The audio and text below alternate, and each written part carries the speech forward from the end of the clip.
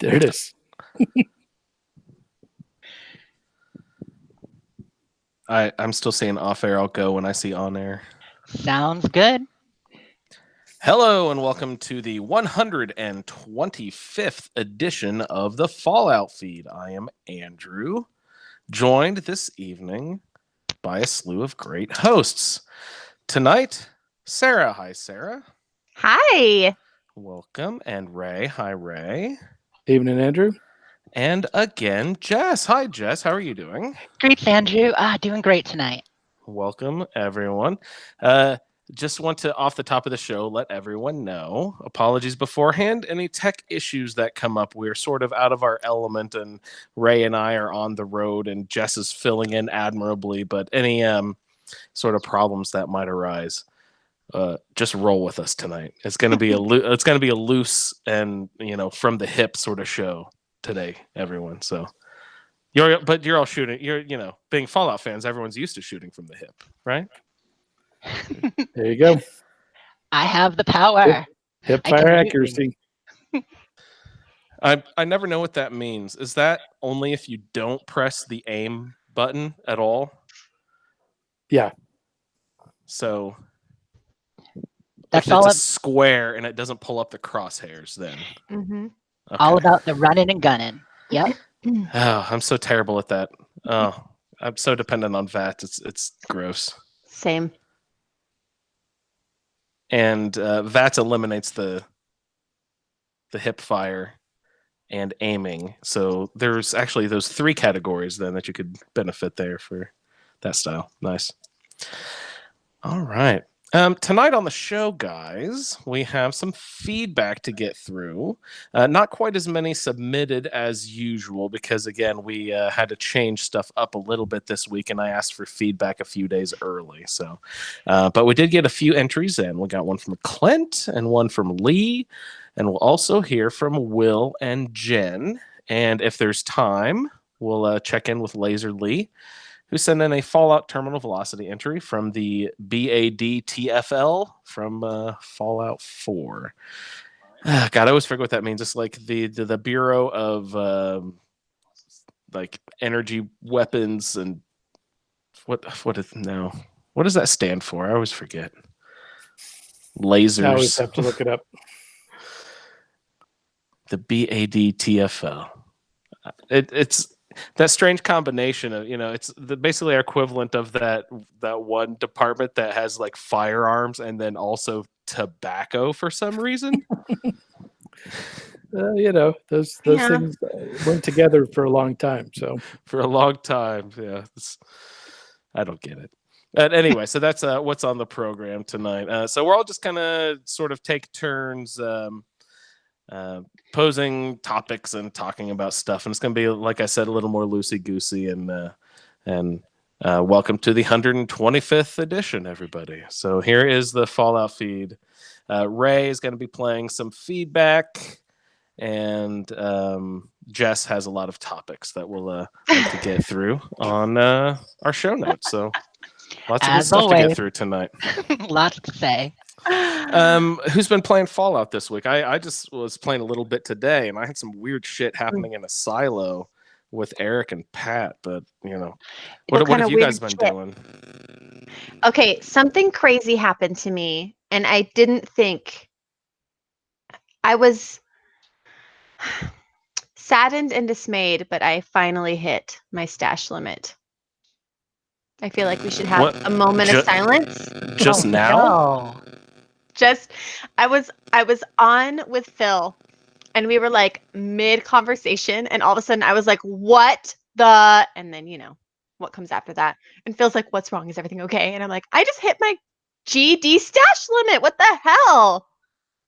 So then he had to teach me how to bulk, and now I'm just angry. I remember the first time that happened to me.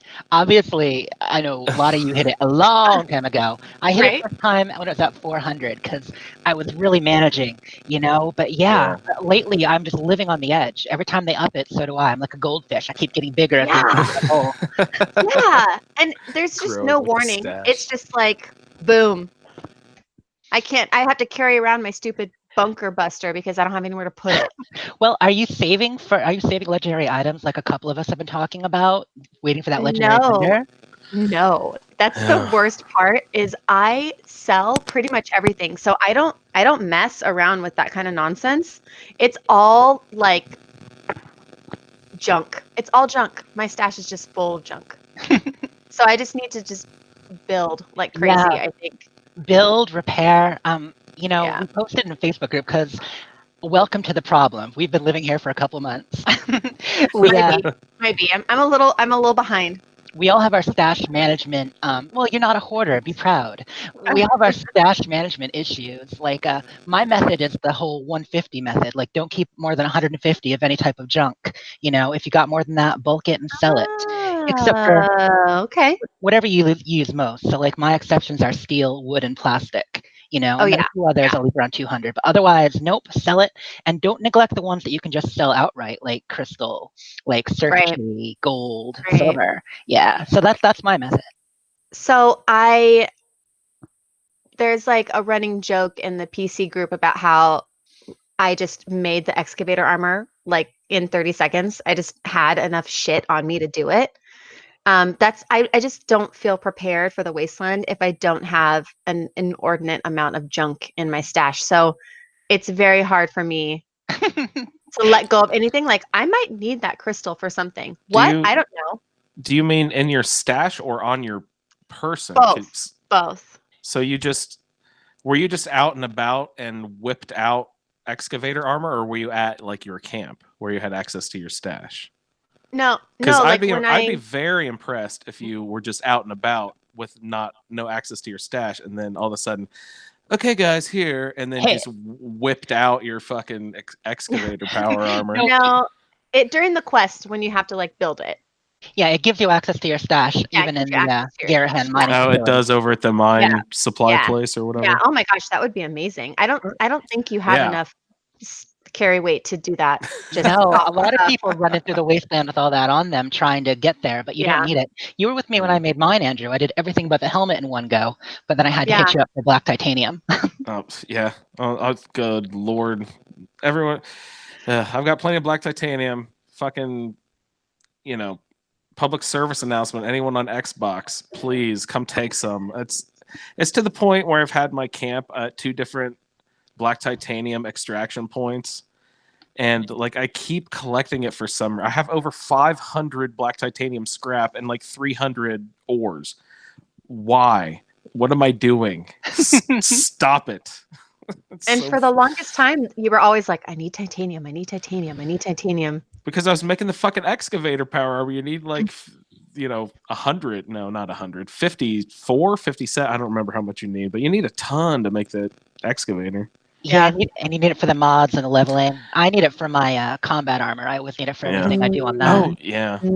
And I know we still don't know how player vending is going to work, but I'm thinking I'm just going to keep on producing this black titanium, but when the player vending actually starts moving my camp and putting it right next to that Garahan excavator power. What is the place called? It's not Garahan. It's something like that, though. I think it's just Garahan Mining Corporation. Is it Garahan? Yeah. Okay. I'm just going to plop it right down as close to there as I can and sell black titanium to people for that excavator power. Is that a dumb idea? I was thinking that might be useful. And just live there until I sell out of it. That and screws.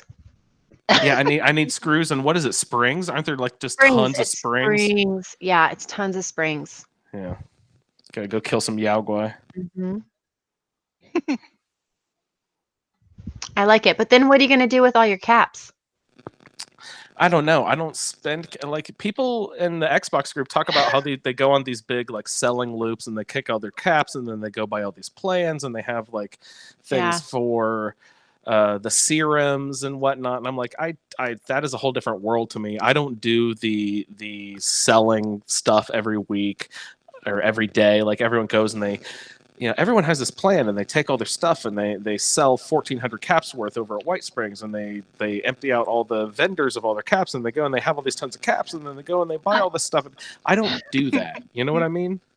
I think most Yeah. people don't do that too often. Like in the Xbox group, some of them do. Like, Fucking Gabe does it every day. well, and you then know? there's like the skeleton suit plans, Yeah. Eric and his making it plans, so he can trade on the black market for other he goes to his Other dirty plans. deals page on the Reddit, his His dirty dirty black market deals. page. But He's on I the only dark web. get a bunch of caps and do a sell run when my stash gets full, and sometimes other times. But I've never been over 3,000 caps because, those camps are going to build themselves. I need all the plans. Yeah. I had like I don't know 8,000 or 9,000 caps on me today, and I never spend caps on anything. And I was doing the sheep squatch event, and someone had just plans for something, and it was way more caps than I would ever spend on anything else. But I just dropped it just because what the fuck? What else am I going to spend these caps on? You're not going to take it with you. No, you're right, and that's exactly the same sort of philosophy that I've been having with magazines and bobbleheads and Kims. I'm not picking up stuff and taking it with me. As soon as I find them, I take it. I have a bunch of that stuff in my stash that I need to just get rid of. Yeah, use those bobbleheads. Just take a few of them with you every time you go out and use them. They're actually pretty good. Yeah, every time I find one, it's like, oh great, better melee for the next hour. I'm gonna pop it. Might not melee, use but it. Yeah. And it's like in Fallout 4, I use chems like crazy. But in 76, I never think to like use them. It just never crosses my mind. I think maybe because I can't just like stop and look at my Pip-Boy and be like, oh, well, I'm fighting this. So yeah. Well, another thing that I have found with the chems and Fallout 76, since they have totally nerfed out ammunition from the whole economy, like it's not even part of the economy at all. You can't sell ammunition at all. So I think the chems have become more useful for that because like all the chems I use have become, just cap fodder. Because I don't use chems. I know a lot of people do. But since I can't sell the extra ammunition that I don't use, I just brown bag those onto the ground and make them disappear forever. Yeah. So I use the chems to get the few times I do go on selling sprees, or when I do happen to cross a train station, I just sell all those chems I picked up. I hang on to a few of them. Okay. As long as they're carry weight involved. But the ghouls at White Springs always drop. There's one or two of them will have a stash of chems on them, and they're good for selling.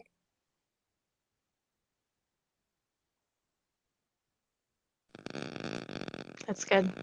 I always like it when one of them gives you glowing pustules, and then drops a disease cure at the same time. I was like, thanks, buddy. That's serendipitous. The ghoul giveth, the ghoul taketh away. Well, yeah, I never use disease cure when I'm at White Spring because you've got the fountain there. That's true. Yeah, also I finally fucking figured that out, where the hell that thing is. That was, pretty.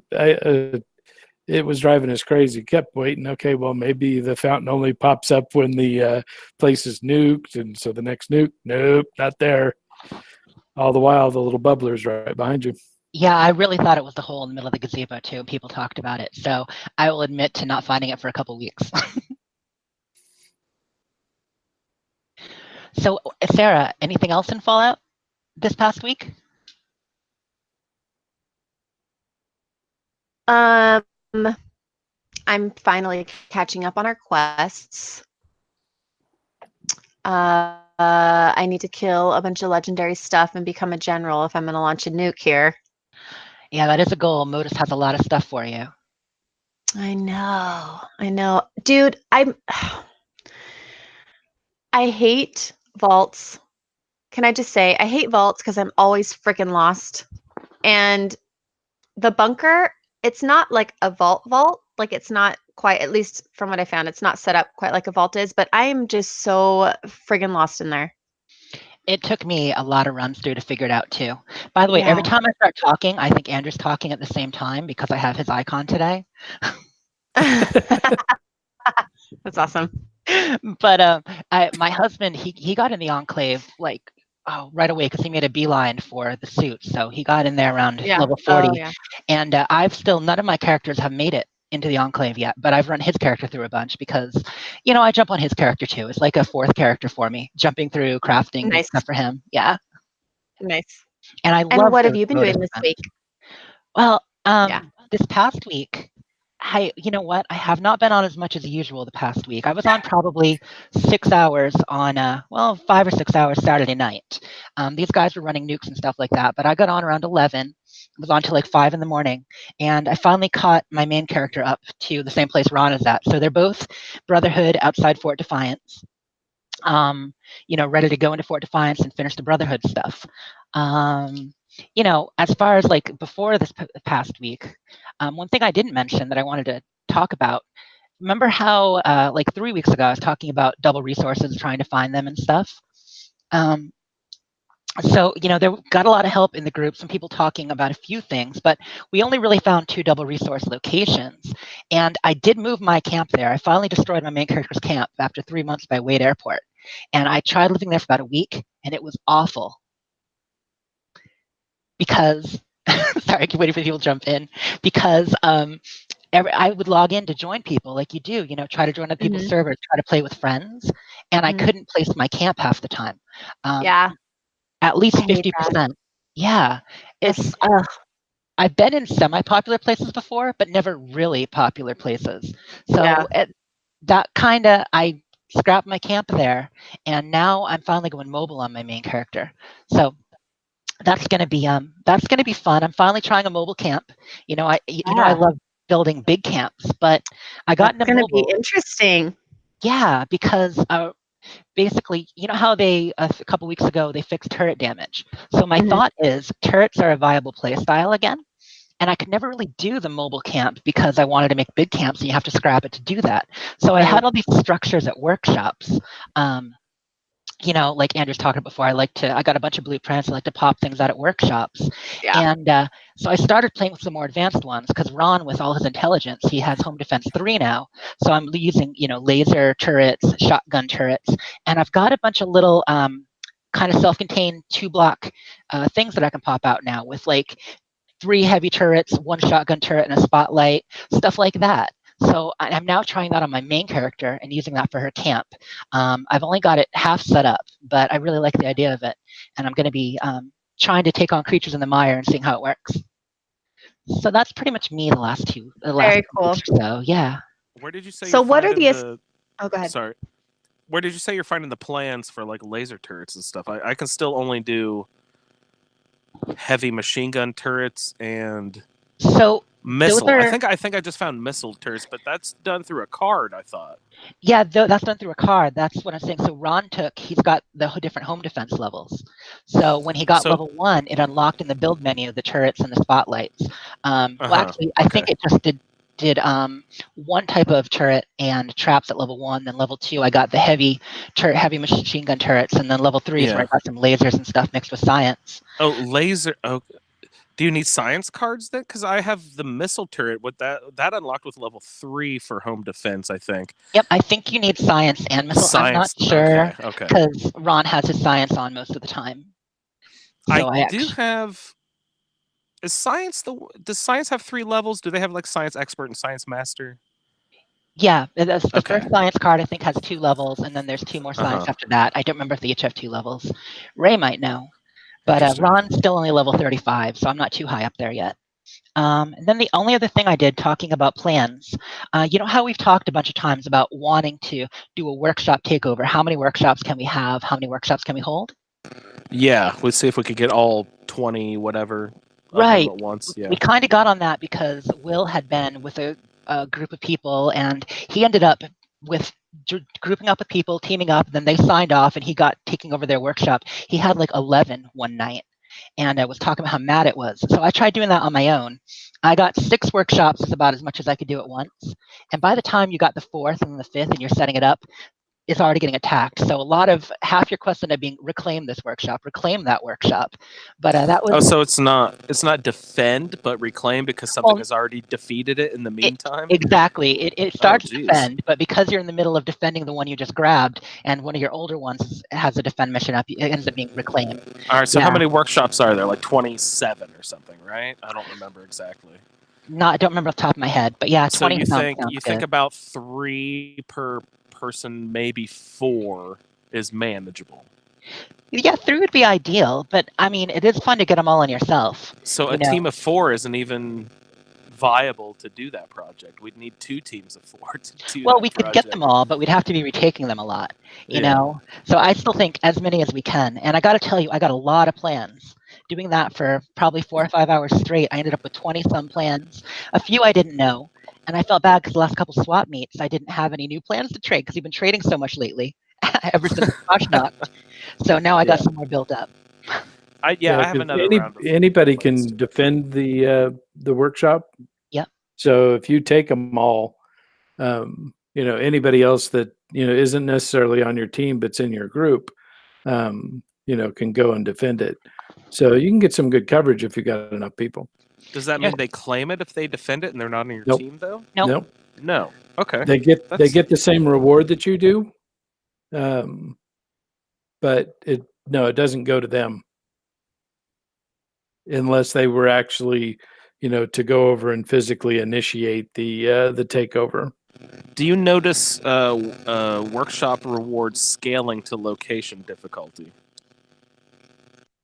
I feel like there are some plans that do drop on the harder workshops that don't on the earlier. For instance, the forest workshops, you get a large variety of furniture, but I never got, say, the good farm plans, the farmhouse plans, or the brick plans, or the metal plans we had to end up buying. I never got those dropped at all. But you can get the brick at, say, what is the nature preserve one with all the gulpers and Mirelurks that attack? Dolly sods. Yeah. So you can get the more advanced plans there. So I do think they scale a little bit on region. But it's fun, and as long as the person who owns the workshops alerts the team, because the question is, do you do it as a group effort where everybody jumps to each one and defends together, or do you split up solo? Like Ray was saying, you get better coverage that way, but then only the people at the events will end up getting the plans. I was thinking teams of 2. We'll try it one of these days. After we finish the season and we get some of these other events in, we should do that. Hey Ray, I was curious. What's it like? What sort of playing are you getting done on the road? What sort of Fallout have you been able to get in the last couple nights? Well, I got all my Deathclaw eggs, so I got the bunny head.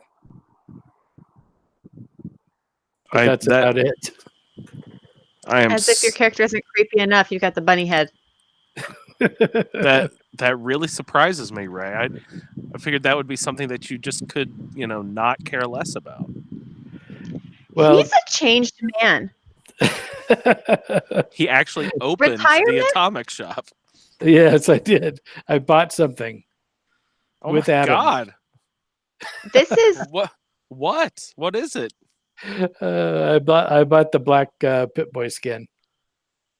Oh, it was on sale. I should have assumed it was right next to the black Easter egg. And what the heck? I still have 590 atoms left after the purchase. What sort of 5,090? What sort of apparel are you wearing? Do you have like black apparel on too, or is it just like, I think black will look cool, or did you use black in Fallout 4? Yeah, I always use black in Fallout 4. Okay. And no, she wears the cultist robes. Mm-hmm. And so they're kind of a dark gray. So I modded Fallout 4 so heavily for so long that I don't even remember if that was an in-game mechanic or if that was a mod. Could you get different Pip-Boy skins in Fallout 4 just in-game? I don't remember. No, they were a mod. That was a mod, no, right? you have to mod it. Yeah, not till the Creation Club. Creation Club added all that, but... Oh, okay, yeah. I can't wait to go Craziness. back and play some Fallout 4 and be like, because it was shocking. It's Fallout 76 is extremely similar to Fallout 4 in many ways, but there are lots of things that are very different. And Yeah. I'm excited to go back and play Fallout 4 again to feel the reverse effect of that. You know what I mean? Be like, oh God, how many caps is it going to cost for this fast travel? Oh wait, it doesn't. Oh yeah. Do you Yeah. think you might be a little bit lonely? See, I was That's thinking what I'm about worried that. about. Half of the time I'm on a team and I'm talking to people, I'm actually Right. off running, doing my own thing anyway, and we're all just on the same team, but we're not really actually That's true. together. So if we just open the Xbox party chat and we're all playing Fallout 4, Yeah. talking about what we're doing, like it's might be sort of, it won't be the same, but it could be No, similar. because what happens, like, we have, going, I know you guys do this too, going off in a group and going to kill some big shit off into the, wilderness. I'm going to miss that. It's not going to be the same fighting a fight with McCready instead of my peeps over on the PC group, Okay, Sarah, a little mod called Create a Follower, and you could have 36 little folks Listen, I following don't you need into 36 that battle. blood bugs following me around. Well, you could have 2 blood you have bugs and 2 12 mutant cats. hounds and 2 kitty cats. Yeah, the kitties were great in battle. They would just walk around ambiently and not even look at things. Really? I didn't know Yeah. that. You could everything that's in the game. You could bring the little boy Sean, with you as like No. he wouldn't fight the gorillas. You could take the damn Institute gorillas with you. I have still never gotten the gorillas out without having to kill them. How do you get them out without them going aggro? I used a mod to do it. I've never done it like okay. vanilla wise. Yeah, and I just caught them with gorilla traps, so I don't know if they're Institute gorillas or not. Oh. Okay. I thought that there was something where you could There is a way. not I've just have never to kill successfully them. done it. Interesting. Okay. Weird tangent. So Ray, what is Fallout on the road like? So far it's been pretty sketchy. I tried to play when I was in Louisiana, and the Wi-Fi just wasn't cutting it, and it was enough to get on and pick up the Easter eggs. And I picked up the Easter eggs because they were talking about there being some kind of reward for collecting them all, and I was hoping it would be a baby Deathclaw. But Instead, you got a bunny head. not quite. The last one was black. I thought that was kind of a tease too. Yeah. I thought that was like a tease for, oh, this is gonna be cool. But then they were like, okay, some people are thinking it's gonna be a Deathclaw, so they think it's a tease, but we're gonna do a double reverse super secret double twist reverse tease. And give him a black egg, but it's still just gonna be a slightly cuter Bugs Bunny looking head. There's somebody out there that could write the code to make these eggs hatch into something. It could still happen. It could still happen. That would be great if they just had like a secret countdown in the code somewhere, and that's when all these Deathclaws hatched, and Jen's camp just explodes into a chaos of baby Deathclaws riding fucking baby sheep. But I feel like a black egg. I mean, I didn't really like that when I saw it. I was a little bit creeped out. I mean, I took it anyway, but what if they all pop out flatwood monsters or something, or like Mothman? I kind of got a Game of Thrones vibe from it, like the dragon eggs from the first season. Yeah, you're right. Black and glittery. Good call. Wow. So who actually got all 6 of the eggs? Oh, I did too. It sounds like Ray did, and I did. Yep. Oh, I'm totally jelly fingers. I only got 4. Yeah, I wore the the bunny helmet around with Jerry. He had his helmet on too. We were running around with bunnies, wrecking havoc around the wasteland. It was fun. I put my Bad Billy helmet back on.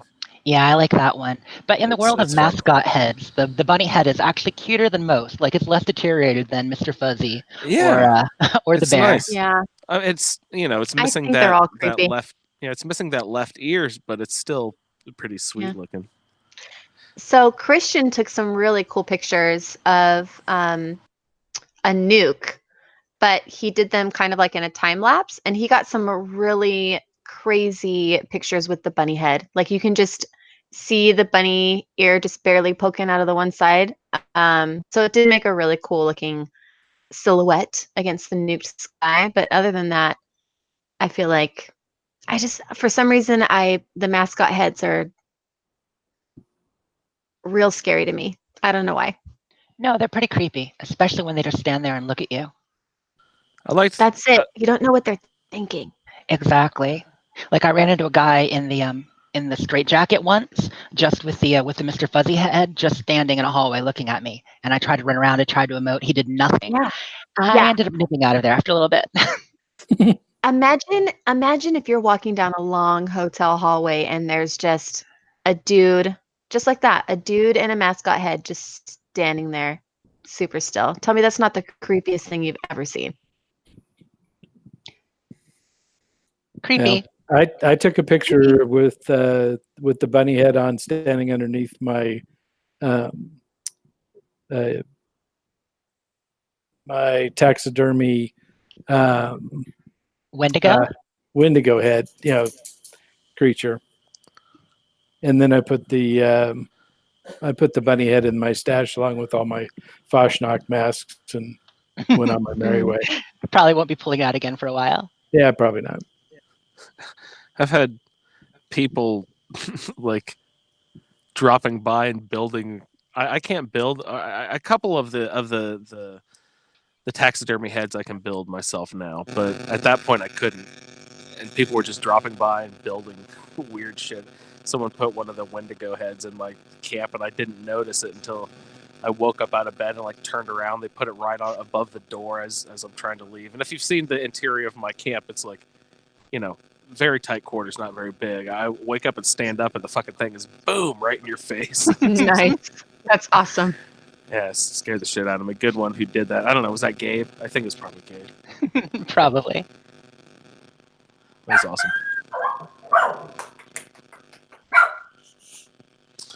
Oh, another. Before we get into feedback and stuff, Ray, I did want to ask you. You're on the road, so we're gonna have to check in pretty tightly every week. What has your regional food been like? Oh, it's been fantastic. Tell me about Louisiana. You said you went? You had some Louisiana food last. No, you just started, right? When did you leave? Yeah, so I left on Saturday. Okay. So we have not checked in with your food since that was in the Facebook group you were posting stuff. We haven't actually talked about it on the show. Yeah, so I hit the basics: red beans, rice, crawfish, and a few other things like that. I stopped off in Austin, and we had some really good food in Austin. We ate at a little barbecue place not too far away from the Bethesda studio, and found out afterwards that it was one that Guy Fieri had done on his diner show. That was really good barbecue there. And then last night we ate at a nice restaurant that cooks everything on mesquite. And so we had steak and shrimp, and we had grilled beets. No, grilled radishes. Those were interesting. And then tonight, I hit El Paso, and so I had carnitas and sopapillas. So if I fall asleep in the middle of the show, that's why. Are we in the same time zone, Ray? No, I'm still an hour back. Oh, I'm in mountain time right now. me and time zones don't mix very well, so I always have to ask. So we can, speaking of being on the road, also talking about the picture you took by Bethesda. Oh yeah. Yeah. What's up? So a little bit bummed there. So, and I had sent a tweet to their community development person, just to find out, if there was any kind of public tours at the facility, and never heard back. But so we're cruising around. The only bad weather that we've had was in Austin yesterday, and so it was rainy, and so we were just out cruising around, and so I thought that it would probably be somewhere near the old Battle Cry studio that they bought, and so I went looking, and it wasn't in that building, but as I was driving past, I saw the ZeniMax sign and knew, okay, that's where it's got to be. So cruised around, found the little parking lot sign that showed that it was Bethesda Studios Austin and Bethesda.net. Yeah, that was so awesome, getting that sign and seeing the big backwards ZeniMax up on the building. Yeah. That was because it was a selfie camera. So. But so we parked the car, and I went up, and there were some guys outside smoking. So I started talking to them. They wouldn't talk about anything that they were doing programming wise, but they told me that there wasn't any public building in the studio. So Yeah, that makes sense. It's too bad though. It'd be great to get a tour, or at least like if they had a lobby like they do in Maryland, with all the right. statues. The statues, yeah. He said there is a statue of a ballerina, but it belongs to the building owner, and there's a couple of other companies inside the building. You heard it here first. Ballerina outfits in the Atomic Shop. There you go. It's speaking of talking to Bethesda. Did I tell you guys that I actually got an email from the director of marketing at Bethesda Gear last week? No. What was that about? So random. Okay. I mean, I was just being silly, and I couldn't believe they wrote me back. So, you get the regular Bethesda Gear emails, and if you don't answer one soon enough, they tell you they're going to stop sending them to you. They're like, "We're sorry we haven't heard from you in a while. You probably won't hear from us again." So I had just gotten, I got the Shamrock shirt for the special edition shirt for St. Pat's, and so I got this email, and I'm like, I wrote the back. I'm like, it's only been a month since my last order. I love you guys. And I'm like, if there's one thing, I wrote a whole kind of silly email, but the gist of it was, if there's a box you can check to send me emails for eternity so that long after I'm dead, if someone finds my terminal, they know I was a Bethesda fan, and that's the most important thing. Oh, and also pugs in my family. And I got a letter back from the director at Bethesda Gear just saying, thank you so much for your email. When you don't look at your email, this is why. And, just giving me a little response. But I thought it was really funny that they actually responded to it. That is very cool that they took the time to do that. Yep. And hopefully they don't uncheck that box again, because I do not like being threatened with losing my Bethesda Gear email. That is very much like emotional blackmail. Like, what is that? Oh, well, I guess I'll just stop sending you emails. My personality is be like, fine. Bye, Felicia. About that. It was very passive-aggressive marketing. But I didn't want to give I'm not on board.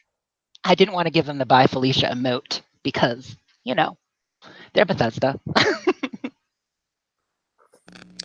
Hey, Ray, I know that you were in the Bethesda parking lot, and of course you stumbled upon Todd Howard's car. What did his vanity plates say? Well, so Oh. Todd doesn't work out of that office. Yeah, of course not. I mean, I doubt he actually works anywhere anymore. Well, it probably says "squatch this." Oh my gosh. Gone I- squatching. Silly me, I've thought God, about getting watching. vanity plates and trying to figure out how best to, people have mentioned putting like advertisements on their camp about telling other people that run across their camp about listening to this podcast. Mhm. And I was thinking that's really funny and cute. Like, I can't do that. I don't have the patience to set up a sign. Plus, I don't know. It's not in my personality to promote my own show for some reason, which is really stupid. That's really dumb. But I was thinking, like, on the vanity plates line, how would I promote the Fallout Feed podcast on my license plate? Because if I just put like FLLT FEED or something, like, no one will know that's like a podcast to listen to search for. It's like, Okay. how do you advertise Yeah, on my maybe vanity listen. plate? Maybe just like Fallout F. If you could fit 8 characters, I don't know. If you're going to Well, do this, yeah. Andrew, I feel like you need to do it all the way. Okay. So, what I'm thinking is your face on the side of your car In a with wrap? in a Oh, yeah, wrap, 100%. get my car wrap. Jess, get on the art for my car wrap. Yes. immediately, Let's use right? Mr. Maria's face. Mhm, mhm. And then maybe along the back it says Andrew, comma, host of the Fallout feed. And so everyone knows who you are. Oh, even better, you could have like a wrap on your door. Like, you know how like they'll see you on the driver's side and you could be like sitting and on your arm is like a pit boy and you could be like sitting on a barrel of radiated waste or whatever. You know those barrels you find everywhere that you can't scrap? Yes. I think this is what you need to do. Like And maybe in the finger pose. The Mhm. skin of the car needs to look Mhm. like a Corvega. 100%. 100%. Oh, and the other side, whoever is sitting on the other side, their window underneath will look like a super mutant. I think. And when think you you're roll up onto your something here, windows, Sarah. oh my gosh, I have so many ideas. We This have is gone too far.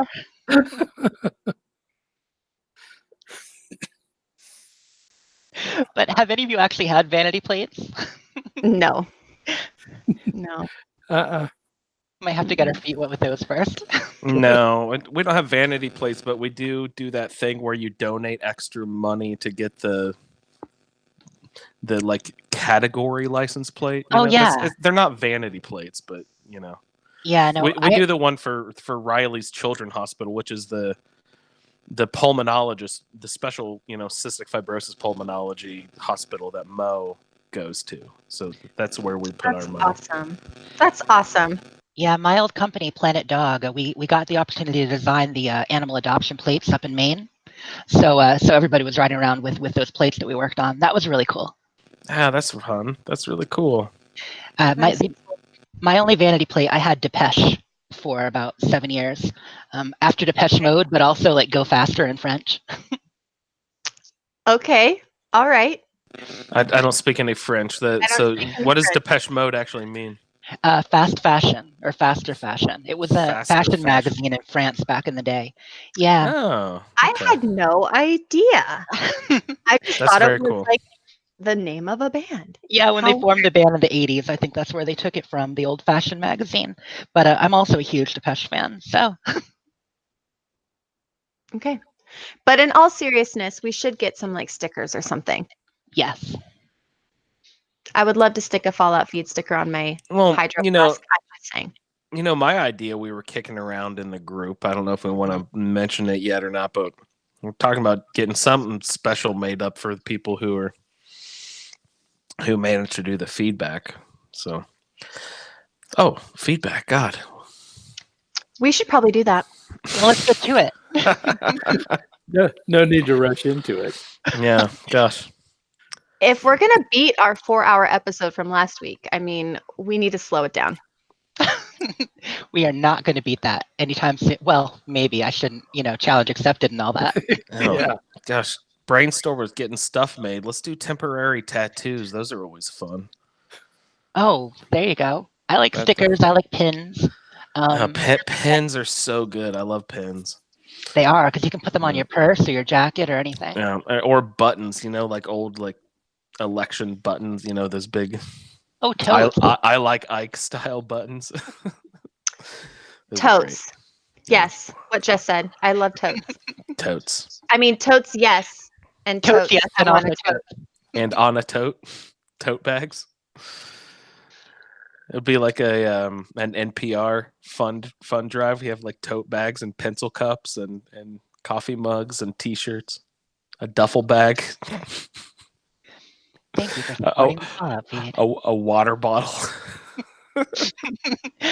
We want to keep encouraging people to send feedback. Yeah, they were like, "No, we don't want your garbage. Quit sending us stuff, Andrew. Stop it." Fallout feed Fanny Packs. Yes, a fanny pack. Oh, I would 100% wear a fanny pack. Sold in front like The Rock. Let's do it. One of those little spritzer bottles with an electronic fan to cool you off in the summer. A beer hat that says Fallout feed on. Oh, actually, that's a good idea. Let's make beer hats for the Fallout feed because there's one of those in the game. That's so appropriate. Or let's just play feedback. How about that? Ray, you've got feedback pulled up. So let's just go ahead and roll through them in the order received. And Ray, that order that I have them in is Clint, Lee, Will, then Jen. So Clint, you are up, sir.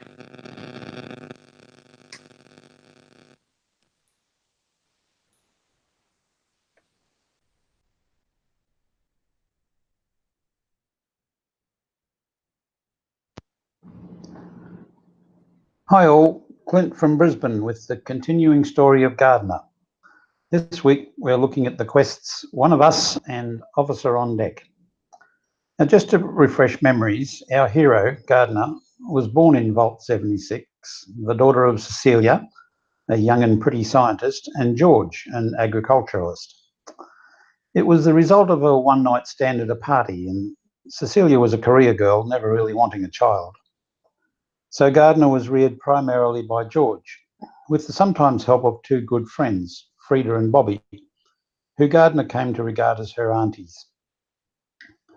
Gardner's assigned special attributes are pretty average across the board, so she has no outstanding talents like excessive strength or charisma or luck to help her out, and must use all her average talents well to succeed.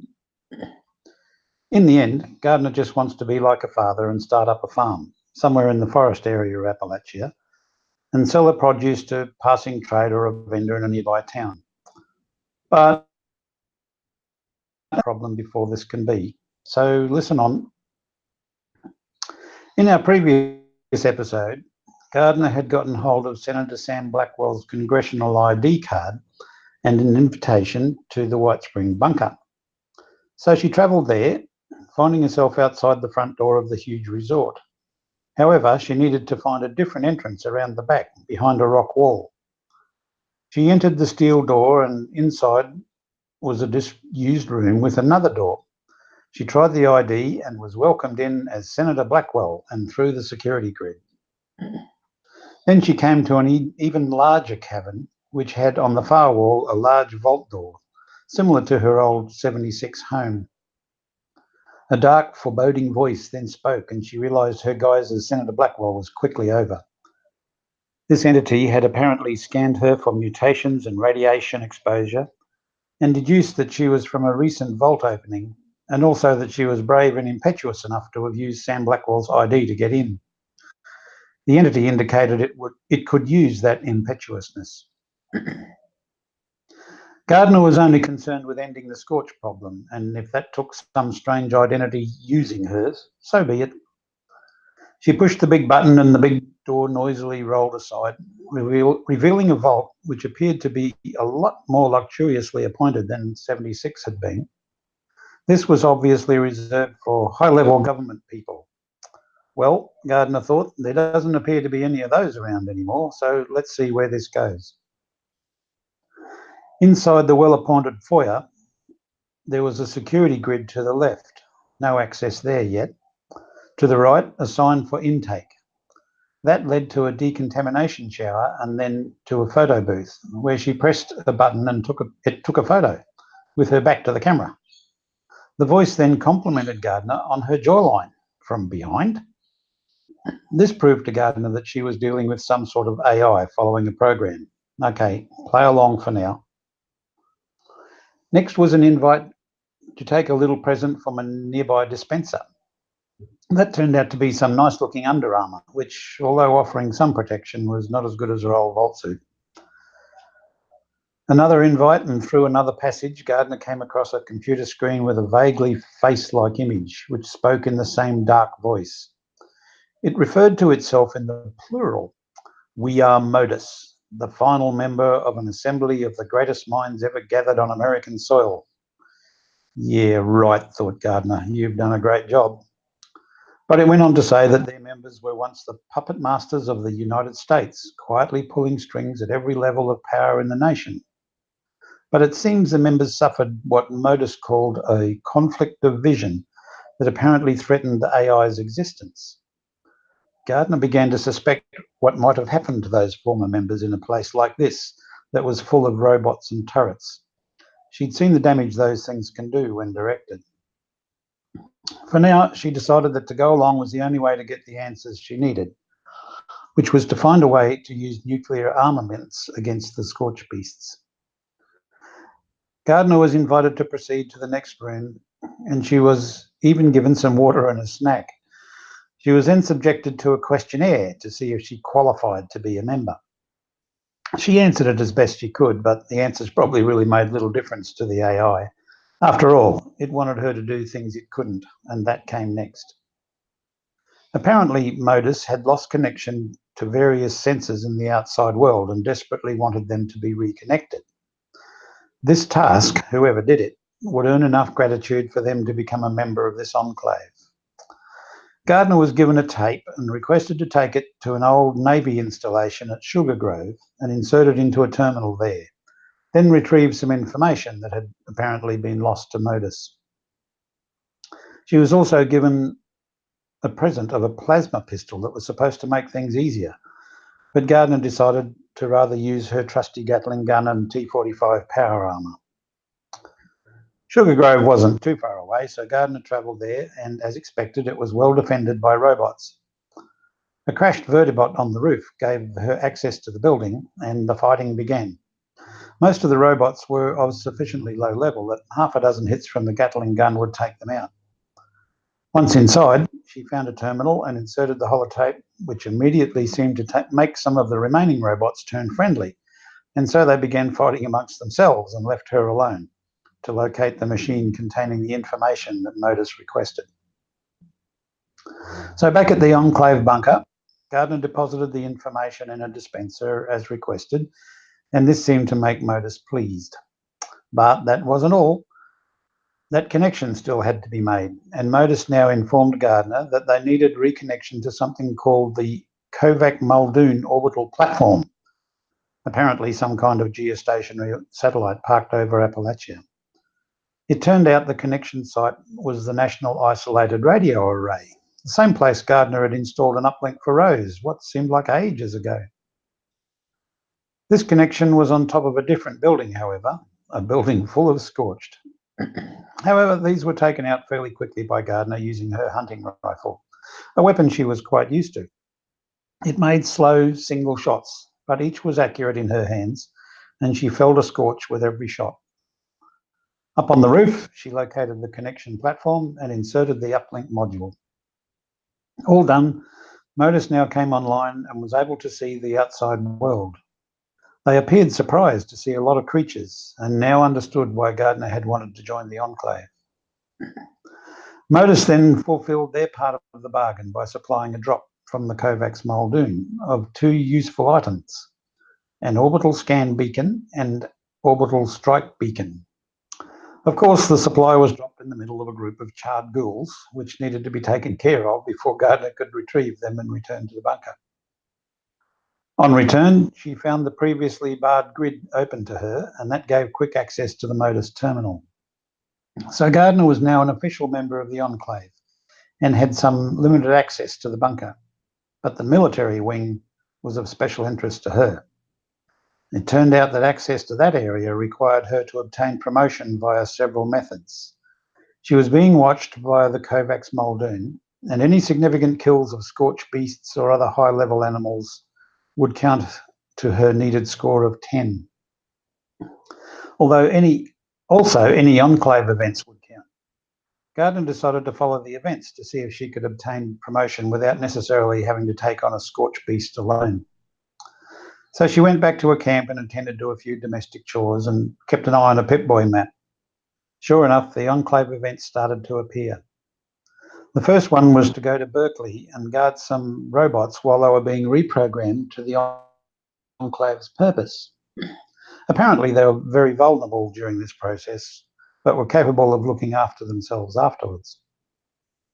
Gardner's Auntie Frida, from her Vault days, was visiting at the time and so accompanied her on most of these events. It was nice to have the company and assistance fighting off the attackers, which came thick and fast until the job was done. Then later they were called to Seneca Rocks, where some undesirables had been located. Gardner knew that this was pretty much the case everywhere, but whatever. Her job was to realign some devices that, when coordinated, would cause an orbital strike to occur, eliminating the threat. Of course, some of the local nuisances tried their best to prevent it happening, and Auntie Frida helped by keeping them off Gardner's back while she got the 5 beacons aligned. That done, they were advised to vacate the site, which they did, and then they turned back to watch the fireworks as the orbital strike engulfed the Seneca Rocks resort in flames and explosions. Impressive. However, one Scorch survived the Holocaust and needed to be taken out before the task was complete. There were several more tasks of similar style, including 2, one immediately following another at Berkeley Springs, and that helped raise Gardner's score rapidly to 8. Then word came down that a nuke was about to be launched at the Cranberry Bog.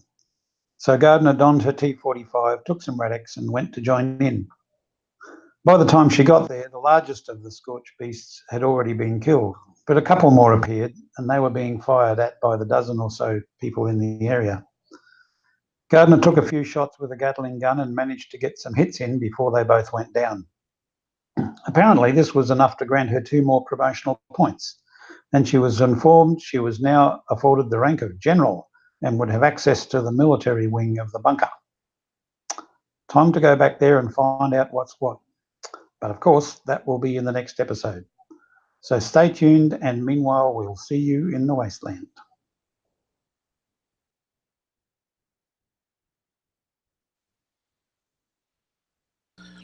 Hey, thank you, Clint, for the awesome feedback.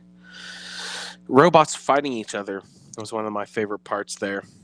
Did I notice that happening? I have no idea. Do you guys remember that part? Ray, did you get through all this stuff before you took off? Yeah, that was where when you put that that tape in, it turns some of the robots neutral to you, which makes them hostile to the other robots. That's great. I don't know if I was observant enough to actually notice if that was happening at the time. You know what I mean? Yeah, I didn't notice that either at all. So that was the robots in the bunker itself? No, in Sugar Grove. Oh, Yeah. okay. I think I killed everything before I got that far. Or did more robots come out after I put the tape in? I can't remember.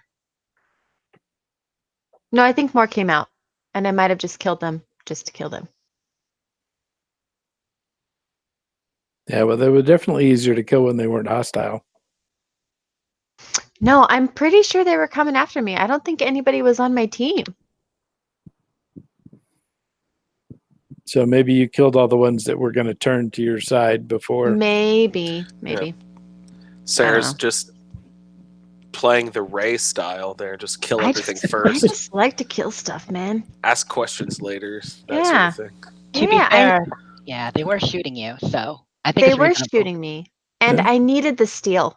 So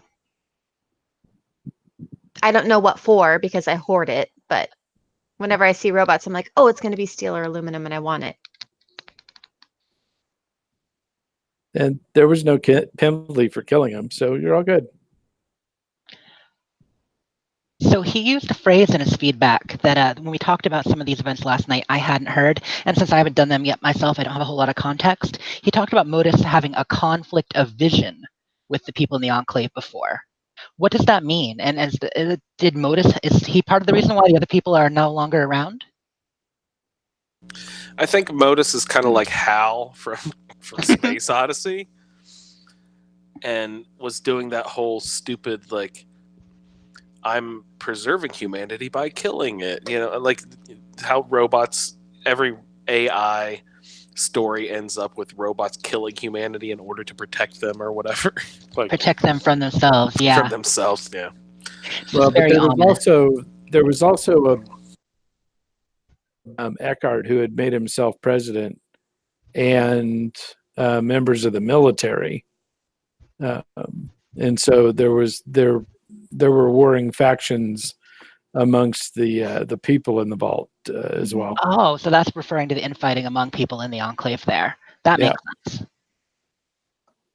And so he did pretty much all events to make his way to General. Like I said, I've watched some events, haven't done them, but it's really kind of fun, you know, hearing Modus telling you what to do, and they tend to be pretty active. So you guys have all done them this past week, right? I'm about halfway through. I've done some events, and then I've also just gone and killed some legendary stuff. But they're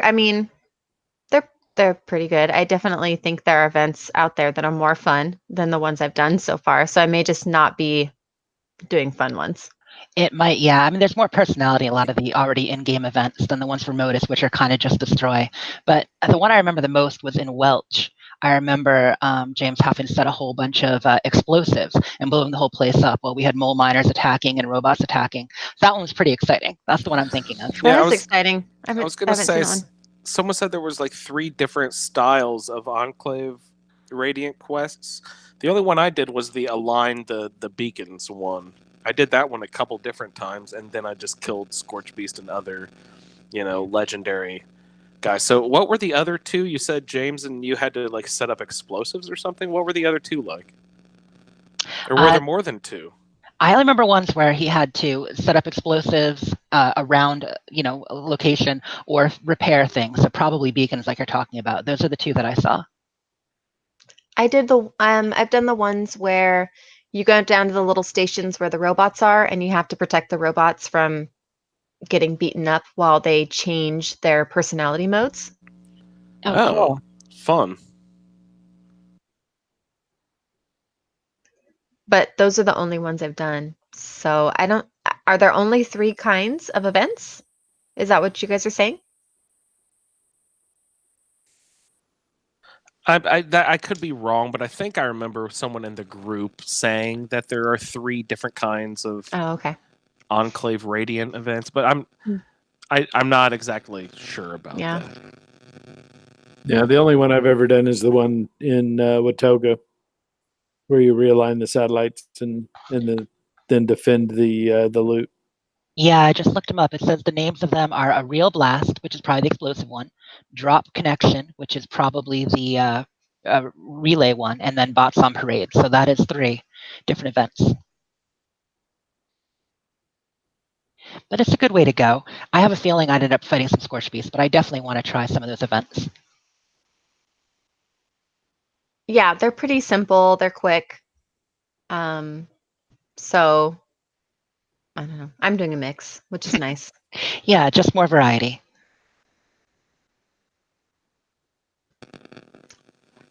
And my other note I had from listening to Clint's feedback was he was talking about the orbital strike beacons, of course, and I just made my first sort of mini batch of those after coming out of a nuke zone. I thought that it was stable flux that you needed to make those, but it's actually just the raw components for making those What are- orbital strike beacons. How much flux do you need? That's just one piece of raw, so it's not a big deal. Oh, I that's think. easy. Yeah, that's not a big deal. And go to White Spring. It's the orbital strike beacon. I think is the yellow cake, which those rhododendron are just literally all over those tennis courts. So they trace the tennis courts. You can make orbital strike beacons for days. Yeah, there are a bunch of them over towards the White Springs train station too. If someone nukes a little to the right. Yeah, and follow those train tracks south if you're looking for cobalt. I know cobalt's sort of hard to find sometimes, but Yeah, it's all over the place down there.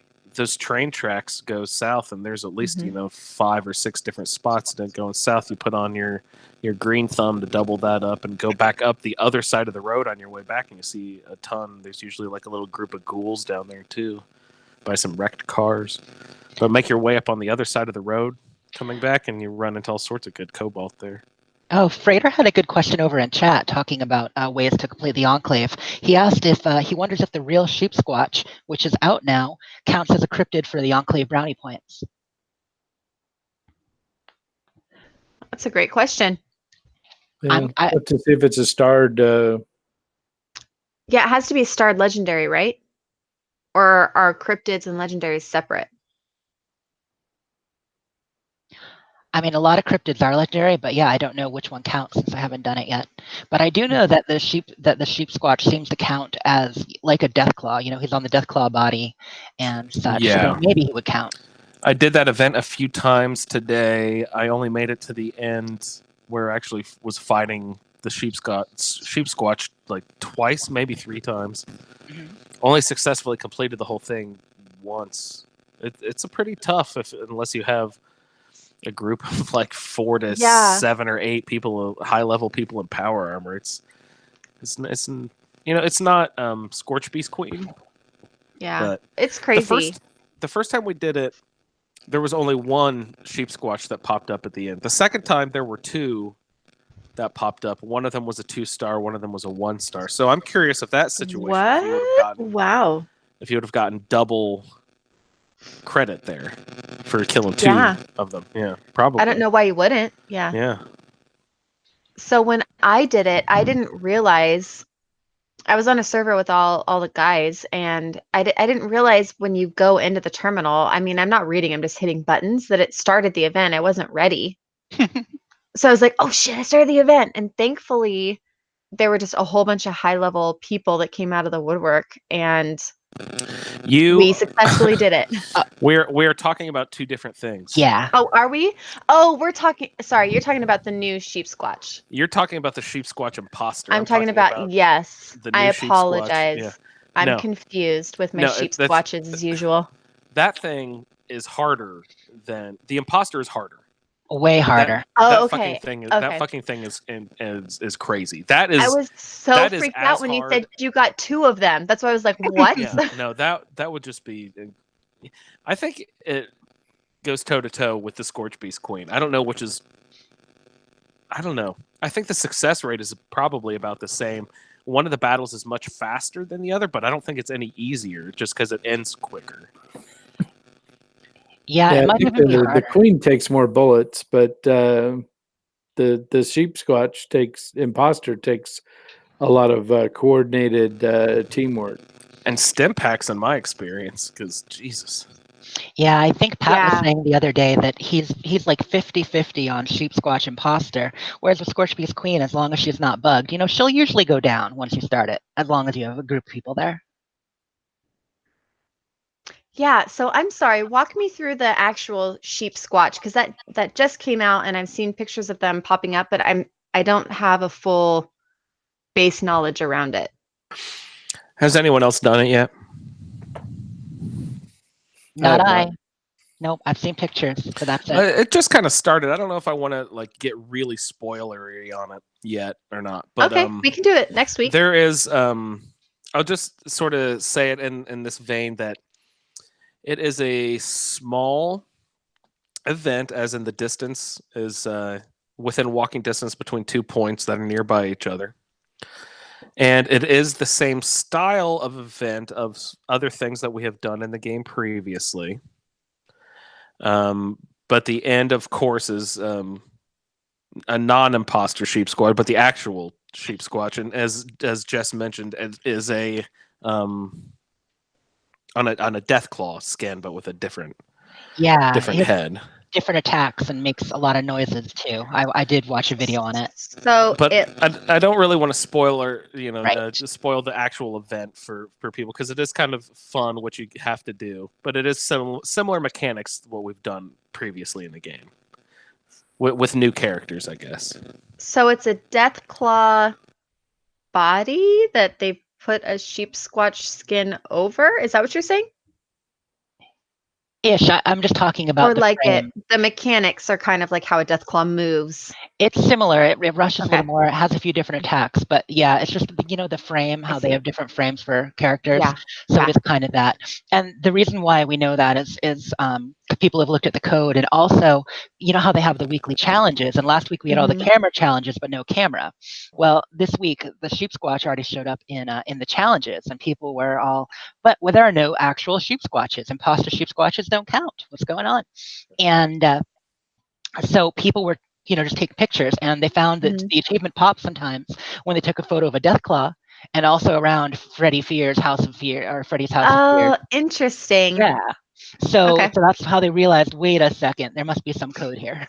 I see.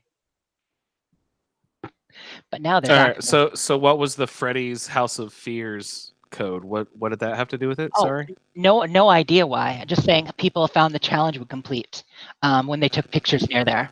I So wonder why. Did it have to do with the mask? That's weird. I know, well, the way the game works, some things are kind of random. Yeah, that's strange.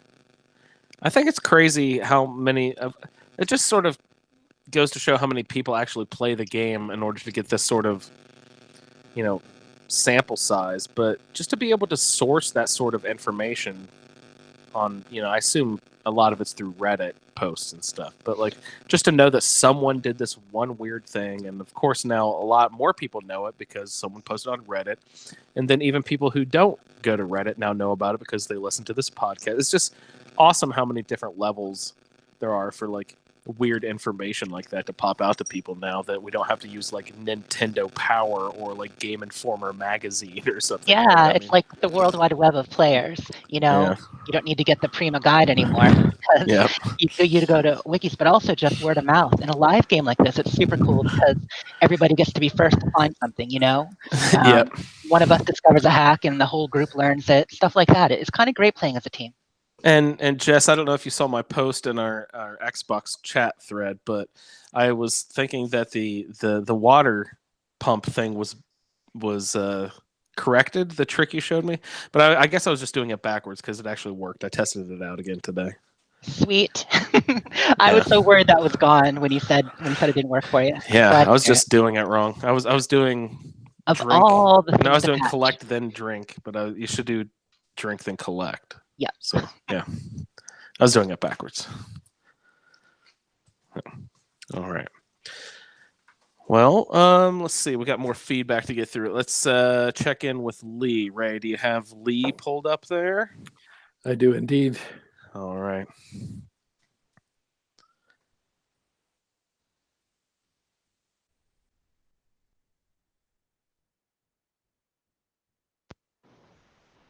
Hi, Fallout Feed guys and gals. This is Lee Benjamin with Enabling the Enclave. After leaving Sam Blackwell's bunker, Loner headed back south to her camp near Spruce Knob to rest and resupply in the area. The next day, she headed to the White Spring to find the bunker. It was surprisingly close to the resort. As while she was shopping for ammo in the robotic mall, her Pip-Boy made a small ping indicating an update, and there was a new symbol on the tracker for the bunker. Apparently, the hotel could detect her Pip-Boy and Blackwell's congressional keycard on her and made sure she knew where to find the bunker. Moving southeast from the main building, she came across a cut in the land that led to a metal building embedded in the hillside below the resort. Inside was a receiving area and a locked garage door for deliveries and a workshop. At the back was a security door and a card reader. Beyond the door, she could see there were 3 or 4 laser grids a few feet apart in the hall beyond. All the laser grids glowed a red warning, meaning they were active. Swiping the card through the reader yielded a satisfying click and the door swung open. The first of the laser grids remained red until she stepped across the threshold and the door closed behind her. Suppressing a moment of panic, she relaxed when the grid in front of her turned from red to blue and allowed her to move forward. The same happened with each grid until she was through the hall and in a concrete receiving area, with a standard Vault-Tec vault door on the far side. She was immediately greeted by a man's voice congratulating her for her resourcefulness in locating and entering the bunker. He welcomed her inside. Her Pip-Boy cable worked to activate the vault door. The voice also said that vault stock tended to be impetuous and followed that with the statement, "Impetuous, we can use." Inside the vault looked well kept and well staffed by robots of all kinds, including an assaultron at the security desk. Elevator access was restricted by more laser grids, and she was ushered into a series of rad sprayers to remove any traces of the wasteland she had brought in with her. They took her photograph, gave her an ID card, and a set of slightly ugly forest operative underarmor. She was then invited downstairs and met her host, a terminal with a face projected on it that called itself Modus. It told her that the Enclave was a shadow government secretly pulling strings to cause outcomes favorable only to themselves. Modus found that sometime after the war, the Enclave members in the bunkers started squabbling, which resulted in some damage to Modus's systems, most notably to his personality and his ability to communicate with the outside world. All the human occupants were now gone, and Modus wants all visitors to apply to the Enclave with a quiz. The whole thing was optional, but Loner found the whole thing pointless. Modus dismissed her quiz results, and like so many AI systems she had met, wanted her mostly for her ability to go walkabout and flip switches to repair damage done by the previous residents. The first task was to go to the Sugar Grove Naval Intelligence Facility and plug in a holotape to bypass security and give Modus access to their network. Another part of this task was to recover some of Modus's lost memories. After traveling to Sugar Grove with the usual fight to get in and another fight to get to the proper terminal, Loner found Modus had told the truth, and after entering the system access holotape, some, but not all, of the robots came over to her side and fought alongside her against the remaining turrets and robots. Following Modus's instructions, she then found the data that Modus wanted and returned to the White Spring bunker. Modus was quite pleased with the information, and after she made a trip to the National Radio Astronomy Research Center to install a very sparky module, it then had the ability to contact some of its favorite systems again, including the Kovac Muldoon orbital platform. Not only could it use the platform to keep tabs on all of Appalachia, but it could also use the delivery system to dispense rewards, care packages as Modus called them, and it could also deliver death from above. Loner was given a couple modules that would let Modus know what needed investigating with an orbital scan or killing with an orbital strike beacon. Completing these tasks opened the science, medical, and military wings of the White Spring bunker to Loner, allowing her to resupply and learn a lot about the abilities of the shadowy Enclave. However, not everything was accessible to her. Modus still controlled access to the command and control areas that were needed to configure the nukes for use to end the Scorched Beast and the Scorched for good by sealing the fissure sites. Loner wanted that, so she had to work with Modus to get access. Apparently, it would monitor her actions in the wasteland with the Kovac Muldoon satellite and let her know when she had done anything significant enough to earn a commendation. 10 commendations would earn her the rank of general officer and the ability to access the rest of the Enclave's bunker. There were two ways in which to earn commendations. The first was to kill 10 Scorch Beasts, an achievable goal with a large enough group, but Loner was never sure how and where she would find the friends she had found in the area. The second was to do 10 missions to kill the alphas of some of the beast groups in Appalachia. Chances for achieving this were slim at best, but Loner could make some obvious choices of groups that fit this description. Super mutants had taken over several towns and were easy to find. She had cleared out several such locations in the past, but they seemed to keep coming back. The Scorch seemed to be summoned out of the ground by the Sierra Bravos and seemed to appear almost anywhere. However, they must have places where they collected and maintained their weapons and armor, which implies bases of some kind. But Loner had never found one, so they must be somewhere underground. Not the easiest place to conduct a search. Robots remained in many towns and industrial facilities and protected their defined areas with a dedication that only made sense to those controlled by binary decisions. An obvious choice would be Watoga, but after uploading the virus, the robots there were no longer a threat to her, or anyone else who bothered to become a citizen. It wasn't clear what Modus's evaluation of Watoga was, and it seemed that it was not interested in clarifying its instructions in any way.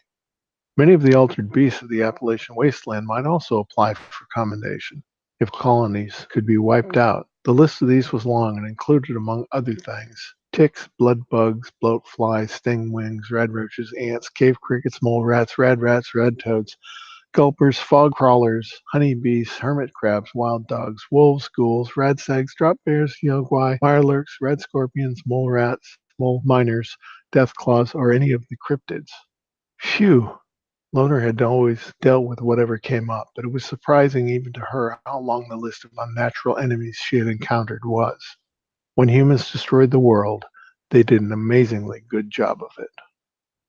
Loner completed her tasks and was awarded the rank of General Officer, which then left her some time to contemplate all that she had learned in recent months.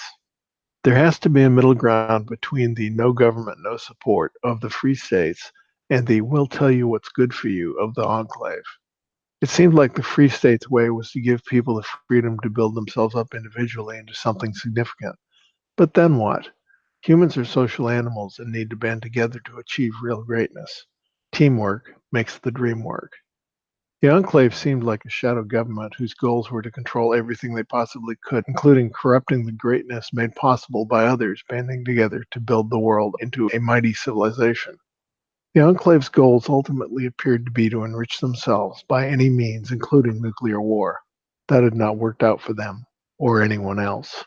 The responders in the Brotherhood of Steel fell somewhere between the extremes, with both providing aid and protection to those in need.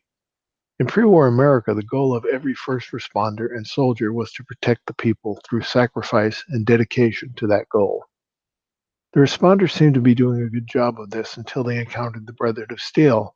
The Brotherhood's leanings in West Virginia were tainted by their leaders' extreme distrust of the other factions in the area, and drew the conclusion that advanced technology was to be controlled and not used to support and advance everyone equally. Before they lost contact with Elder Maxwell on the West Coast, he was encouraging Paladin Elizabeth Taggarty to open up to the idea of working with the other groups in the area to fight the Scorched and not each other. Because Taggarty had grown to become Maxon's second in command, she must have had her own followers elsewhere in the nationwide network of Brotherhood divisions that had sprung up via the satellite network. When contact was lost, each location then had to find its own way forward, and the Brotherhood splintered into many different subgroups, each with its own understanding of their goals. With this fracturing, Elder Maxon's dream of restoring America's greatness died. Perhaps if the Brotherhood had discovered the Enclave, which still had satellite communications, and been able to work with them, things would have turned out differently.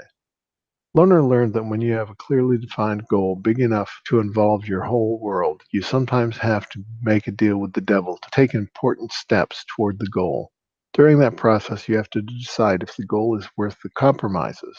Again, if the threat is big enough, it will be worth it. It is my pleasure to tell you Loner's story. I'll see you. All right. Thank you, Lee, for your great feedback.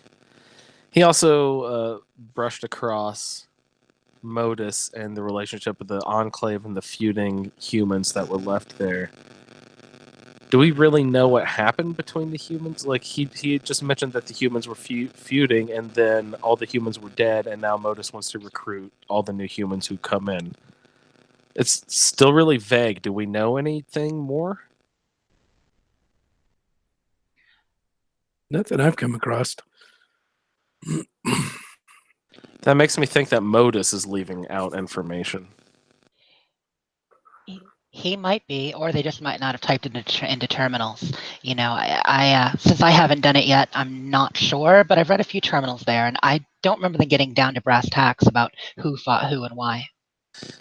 Which is weird because they always write down fucking everything in this game. You know what I mean? Like, it's either a holotape or a terminal entry or a note somewhere. Well, we'll have to get to that in terminal velocity it. Yeah, exactly. We'll run across that. Awesome, Lee. Thank you for your great feedback. I always love hearing Loner's adventures.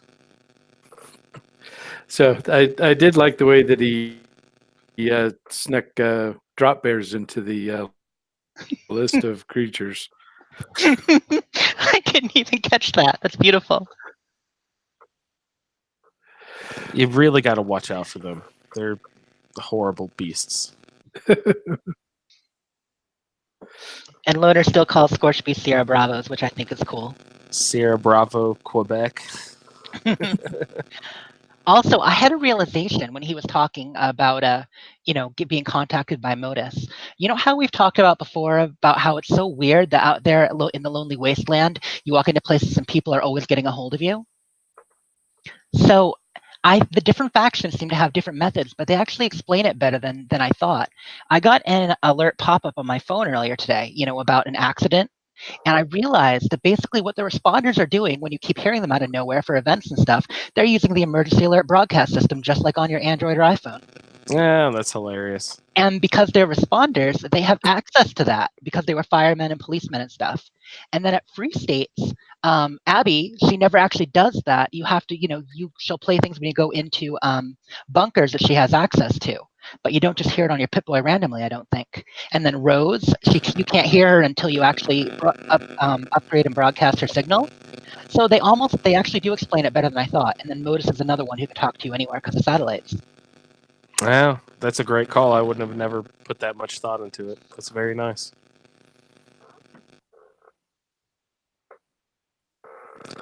Very cool. So Lee, thank you for your feedback, sir.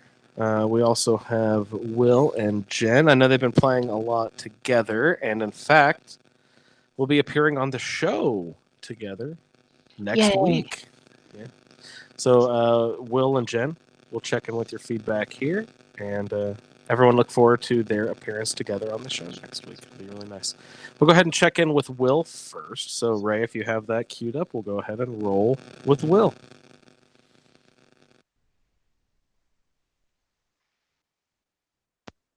As crazy as I thought Norman was for having her camp in the mire, I had to admit she had found herself a quaint and peaceful spot in the far northeast corner of it.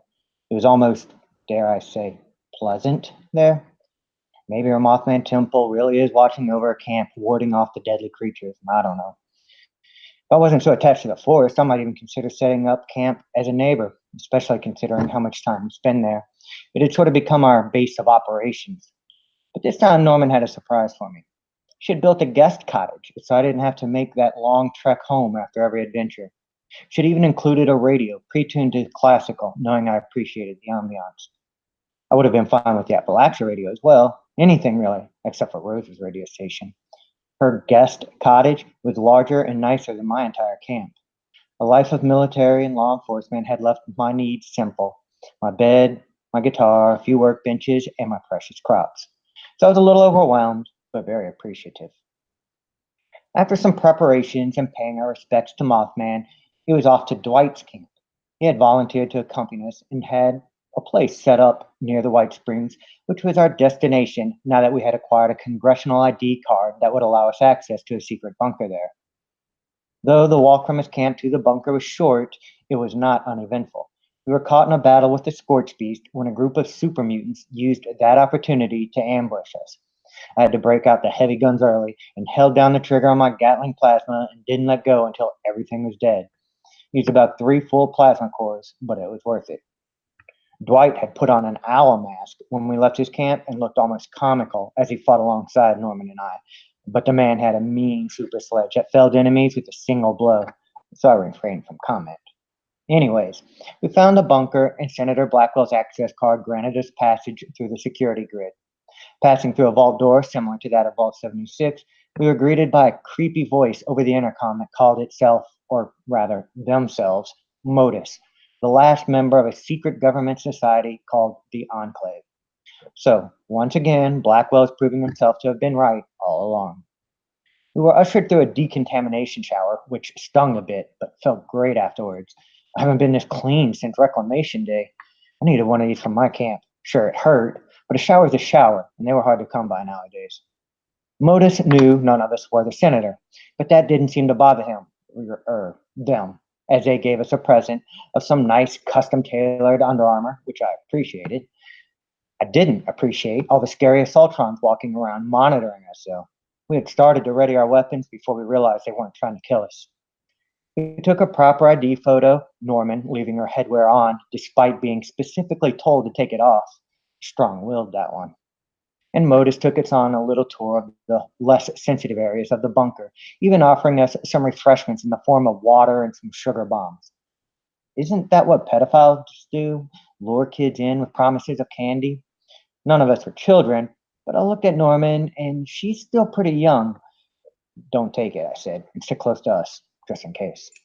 I didn't know if Modus was actually a sexual predator, but he certainly had the voice for it. He sounded like he should be selling Jell-O pudding pops out the back of a dirty white ice cream van, and not trying to face to a secret organization housing prize-winning scientists, joint chiefs, and the President of the United States. The facility, while well tended to, was completely void of other people. Modus explained that the former residents had a conflict of vision which disfigured their personality, leaving them in need of new people to help them. If we displayed our usefulness, maybe they'd let us join.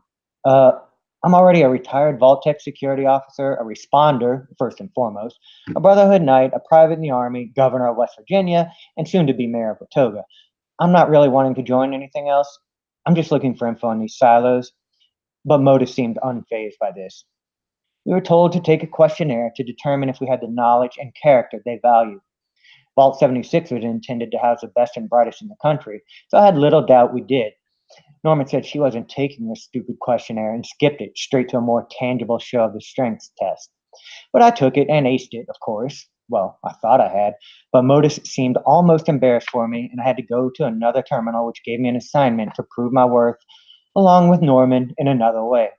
Dwight didn't care about either one. He just stood there implacably in his owl mask, waiting for something to swing his mighty sledge at. We were given a system access tape and told to go to Sugar Grove, an old naval surveillance facility, and use it there, which would help the Enclave connect to their network and recover some lost archived technology. We were warned that Sugar Grove might react to our intrusion. Fine by me. Norman, you good? Dwight? He was wearing an owl mask, but I swear I could see him smiling. On the walk there, we passed through the Middle Mountain cabins. I remembered an embarrassing moment there, running for my life, yelling for Mark to come save me as I was being chased by several Yaogwai. Apparently, Yaogwai love these cabins because this time there were 7 of them. But this time, I had some awesome weapons, and I already knew that they were too large to fit through the door of the cabins. Well, we ran inside and shot at them through the window. Well, except for Dwight. He had a hammer, and it needed swinging. Yaogwai dead, and Dwight started jingling. He had some sort of caps detector on him. Turns out the cabin we were in had a cap stash hidden in the stove with 60 caps in it. Wow, putting a fortune finder, as he called it, on the to-get list. Little incident the rest of the walk there. We crossed over some logs from the cliffside to the roof of the facility and walked down some steps to the entrance where we were met by some protectrons, a major gutsy, and turret fire. We hadn't even gotten inside yet. Okay, that's how it's going to be. I figured now would be a good time to take a second and have some sweet tater stew I had brought along for its regenerative abilities. Well fed and hydrated, I opened the door, and Dwight ran gleefully ahead with his all rise, or all fall, as I referred to it. Norman and I had our staplers, as she referred to them. She said the suppressors we had on our automatic rifles sounded like someone running amok with a staple gun. Our foresight and planning proved fruitful, as we made quick work of the bots, which were numerous, but no more challenging than a Colonel Gutsy. We were all expecting some assaultrons at some point, but none appeared. I accessed one of the terminals I was supposed to load the access tape into and got a little carried away reading the entries on it. My teammates had earned so much trust by now that here I was reading meaningless correspondence between co-workers accusing each other of lunch theft, while I could hear many robots being decommissioned in the background. Finally, I inserted the access tape, but was alerted that an intrusion had been detected and enforcements were coming. Oh, wait, this was a standard security. They hadn't brought in the emergency team yet. Okay, time to rejoin the battle. But again, a single sledge and our twin staplers ended everything and anything threatening. I realized we were a pretty formidable triple threat. I think we all need cool nicknames like Storm and Norman, Dwight the Mike, and Hayes the Maze. All right, I'll work on it. But still, we retrieved the archive instructions and headed back to the bunker. I guess Dwight was bored with the idea of not getting to destroy things with his all fall and said he'd catch up with us later. On the way back to the Enclave bunker, we decided to stop off at the White Springs Resort for vendors and repairs. I always carried my tux with me, so I was ready. But even though Norman's attire was slightly better than the many of heathens that seemed to congregate the lower shopping floors, I assured her Tweed was always boasting about his fine evening gowns he had for sale. But when Norman inquired about them, she found he had nothing nicer to offer than t-shirts and slacks. What the hell, Tweed? Norman and I were very disappointed. I resisted the urge to go upstairs and say hi to Bubbles, mostly because I was too embarrassed Norman might discern just how much social time I spent with a robot, and that I actually allowed her to call me Hazel instead of Hayes. There's something about the way she said, Mr. Hazel, in that cute French accent of hers. Note to whoever programmed Modus's voice, this is how you do it. Our time at the resort done, and it was over to the Enclave bunker. Modus, in his creepiest and most disturbing tone of satisfaction yet, said they were enjoying the established reconnection, but that we had another task. Again, these so-called brightest minds had, in their bickering, butchered their connection to their dearest system, the Kovac Muldoon orbital platform, an ever-watching eye trained on Appalachia. This one gave me pause. It was, on one hand, confirming the creep factor I had suspected in Modus all along, but the Scorched Beast threat was real and potentially more apocalyptic than the apocalypse that had already happened. So we had to deploy an uplink at the Radio Astronomy Research Center. They were scorched all over, but our automatic staplers, which had a point, put them away neatly. After inserting the uplink, everything went a little crazy for a second as a surge of energy distorted the world around me. Modus had said to keep a distance. Then the Kovac Muldoon platform came online and said its connection to White Springs had been restored and that had synchronized some new operative signals. That's supposed to be us? Then Modus began speaking. At first happy the signal was received, but then astonished by all the Scorched Beasts in Appalachia. The KMP was giving him whatever. A first-hand view of just how real the problem was. He sounded freaked out. When you creep out the creep, the situation is dire. I decided right then that if I were to gain access to the nuclear silos, I would use them to try and stop the threat. Modus said now they knew why we wanted to join them. Not join, use. But then it said they were giving me a care package as a large container dropped down from the sky. That's cool. Maybe I do want to join. But we didn't have a choice. If we wanted into the silos, we'd have to work our way up the ranks by receiving commendation for promotion in the Enclave, which would then give us security clearance for their automated system of entrance. Fortunately, the Enclave was in need of help all over Appalachia, with events helping to restore communications and eliminating various hostile targets. One of these new targets they quickly added to the list was defeating Scorched Beasts. That's cool. We do that all the time now anyways. So off Norman and I went, restoring dropped connections, having a real blast, calling in orbital strikes on deadly creatures, and assisting some of the Enclave's bots on parade. Norman had said there was a fissure right by her camp that she often saw spawning Scorched Beasts, so we went there and killed a few of those. But closer to her camp was right. I can't believe they never ventured over and bothered her. I guess the Mothman really was watching over her. Chalk me up as a believer, I guess. Praise the Mothman. I remember seeing a surface-to-air missile turret in the bog not too far from another fissure, and thought that might be a good way to bring a couple more Scorched Beasts down with a less difficult fight, since I was running desperately low on ammo. But we were unable to lure them within range. White had rejoined us, and Norman decided to break out this 50 caliber machine gun with explosive rounds that she got a while back. Damn, why have you been holding back on that thing? Sweet. I would have been showing it off every chance I got. I still love my Gatling plasma, but was definitely feeling a little envious. I'd been acting a little protective over her. I still thought of her as little Miss Norman from the vault, but it was clear now that she didn't need mine or anybody else's help. In any case, 2 more Scorched Beasts were dead, so by my count, that was 10 field accommodations each. Time to go back to the bunker and see what they meant. At the entrance, Modus said, "Welcome, General." Okay, so I had General in the Enclave to my growing list of accomplishments and responsibilities. I opened the door, looked at Norman, and said, "After you, General." So that's all for these quests. At the end, Hazel was level 47. I'm going to try to get him to level 50 before starting I Am Become Death so that I can unlock some level 50 power armor, since he doesn't even own any at this point. Also, I'd like to do the mayor for a day before we do it, so that I can have the all rise in the blast zone. But I wanted to at least be level 50 when I did it, so that the all rise would also be level 50. Another thing I want to do is put a few points into picklock and hacking. I'm pretty sure Jen's character Norman and mine are going to go into the silo together.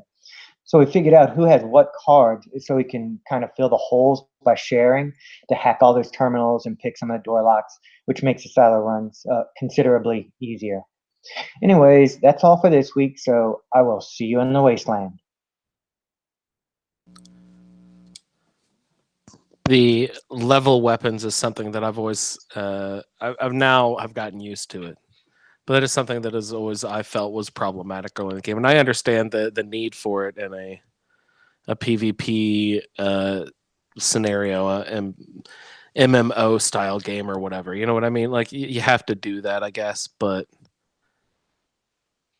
it's hard to remember sometimes too. Like, we found some great ones, and saving that for level 50 for all rise, that's a great idea. But like, I completed the cold case quest on Ron at like level 28, 29. Yeah. I got the level 20 reward, and it's like, oh, this would have been so much better if I waited just like one more level. Yeah, that is something we are working on as we schedule next season of the Roundtable. We're still in the very, very early stages, still collecting quests and all that. But one category I made sure that we had a column for was quest rewards and what is the minimum level and maximum level of those weapons. Because if it's a really cool weapon and it will get all the way up to level 50, then I want to push that off to the end of the season so you have a better chance of pulling that off when your character is actually level 50 so that you can get the high-powered weapon. Now, that in turn means that you won't have that fun weapon for the majority of your playthrough with that character, which is a sacrifice. But there are several weapons in the game that I feel are... It's pretty mandatory that you wait to level 50 before, like all rise. If you get that at level 50, that's a kaboom of a weapon, right? Yeah. Does that one go lower than 50? It probably doesn't since it's named like that, does it? I don't know. I got it at 50, so yeah, that's what it is for me. But some of the great ones you get at lower level quests, and I mean they're good for you leveling up. But take the Somerset Special. Can you imagine like a level 40 or 50 Somerset Special? So much better. Yeah, I might actually use it then. I did the same thing with that is a quest that we're going to get into up at Wavy Willard with the nanny bot. What I forget, cold case, I believe it's called. And that machine gun is one that I take with me to the Cranberry Bog just when I need to be able to get a shot in on something and wait for it to land, because I'm unarmed, so a lot of the stuff there I go and I fight while I'm just waiting for the damn Scorch Beasts to fucking land. Yeah. So you have to get one shot in at least while it's flying around. I used it in my first Scorch Beast Queen fight. I pulled that one out just so I could see that I hit the Queen because she would light on fire briefly. Yeah. That's exactly why I use that gun, is because if you see it catch fire, then you've actually hit it. That's exactly why I use that. Yeah, and the fire damage is better than regular damage in some cases if you're lower level and not really penetrating the armor. You're right. Another thing about Hayes' feedback, he's not letting that governor thing go, is he? No, he likes his rank, and I like how he says Modus doesn't notice like all of the different successes and accomplishments that he's achieved on his way up. And I thought that is exactly like it is in Skyrim, how you're the Thane of like 4 different holds, and you've conquered dragons, and you are the dragonborn and stuff, and people still talk to you like, who the fuck are you? The classic Bethesda thing. The Lord of all the factions still can't get a sweet roll. Yeah, still get hassled by fucking guards when you walk through the gates. There's less competition in Fallout 76 though. Yeah, you're right. Let's see, what else do I have here? He said he showed up to a battle with 7 Yaoguai. And he also brought up Mothman too. There's some of these challenges that we're talking about. There's combat ones and character ones and all sorts of different categories. There's a couple of different ones that I don't have that are fairly hard to get to locate. Now, I'm fairly certain that I have actually done both of these before, but I really don't know why they didn't count. One of them is I have to kill a legendary Yaogwai. I'm certain that I've killed a legendary Yaogwai at this point in the game. I'm 121, 123 level with this character, and I've got other characters up to level like 30 or so. Like, I've definitely had to do that at some point at least, right? And the other one is to kill the Mothman. Now, the Mothman, I just never fucking see him ever, except for when he's passive at the Path of Enlightenment. Yeah, event. and Mothman Week. Yeah, and Mothman Week, I got sick of Mothman because we saw Mothman so much. You know what I mean? I was like, oh my god, Mothman again, you? What the fuck are you doing? You were too busy taking photos with him to get a shot in, too. Yeah. And so I'd actually, I fought him a few times that week, and like I certainly would have had to kill him at least once. Then I just don't understand. But there's like get Adams for those different categories, and he was talking about praise Mothman or whatever. That's one of them I still haven't gotten credit for killing yet. Yeah, to be fair, it sounds like Norman's gotten him on the Mothman train because she's a devout devotee of Mothman. Yeah. Hayes, don't let yourself be brainwashed into, some sort of heretic's religion. He mentioned the cap stash too. That one of the audio detectors went off. Yeah. Was it Lee they were with, or who were they with? I didn't recognize the character's name. It wasn't Lee because that's Loner. Oh right. Okay. That was Dwight. Dwight. Who is Dwight? Is that someone's actual name or is that someone's character's name? Because there is someone named Dwight in a group now, right? I believe I saw Dwight post in the group, so I'm not sure if they're talking about Dwight the person or someone else named their character Dwight. Probably the person. Probably the Yeah. person. We don't necessarily know each other's characters' names unless we play together a lot, or send in feedback. Yeah. But have any of you used those audio locator perks? The ones for magazines or the ones for bubbleheads? Well, I never have. No.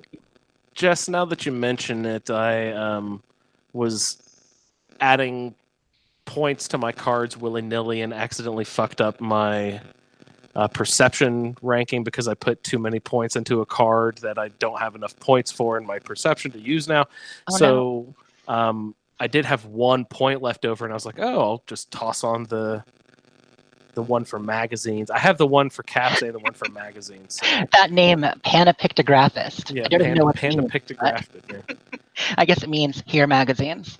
Yeah, here, whistle magazines. But I thought that 60 caps in a cap stash was really impressive. And then I thought, does he have another card that affects caps? Is there that card? I think there is one to make them bigger. It's probably a luck one, right? All right, so there's probably a perception card that lets you find this cap stash easier with the tweeting sound. Yeah, it's called Cap chirp. Collector. Cap Collector is the one that gets And more. then there's the one that gives you more caps in a stash. So that's a good combination to do. Mhm. Nice. So the 7 Yaogwai, nice. 60 caps with a fortune finder. I thought that was really significant. The other thing I noticed, he in the introduction he started talking about the radio, and I walked up to someone else's camp the other day and they had a radio playing in their camp. I couldn't find the radio in my build menu. Is that a plan thing? Now that you can build them, I don't think it's a plan. I just had it there when they activated it a couple updates ago, and I was able to build it. It's probably under floor decorations, I would guess. Okay, I'll look again. No, I think it's appliances. Because that'd be fun. I'd like to have the radio playing when I come back to my camp.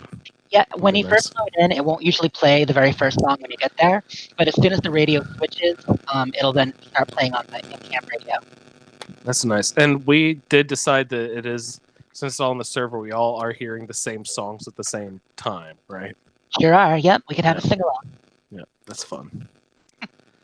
Nice. Thank you so much for your feedback, Will. I absolutely love that Will and Jen play together online a lot, and that's why we're going to have them appear together on the show next week, so they can share the perspective of playing together a lot with their characters.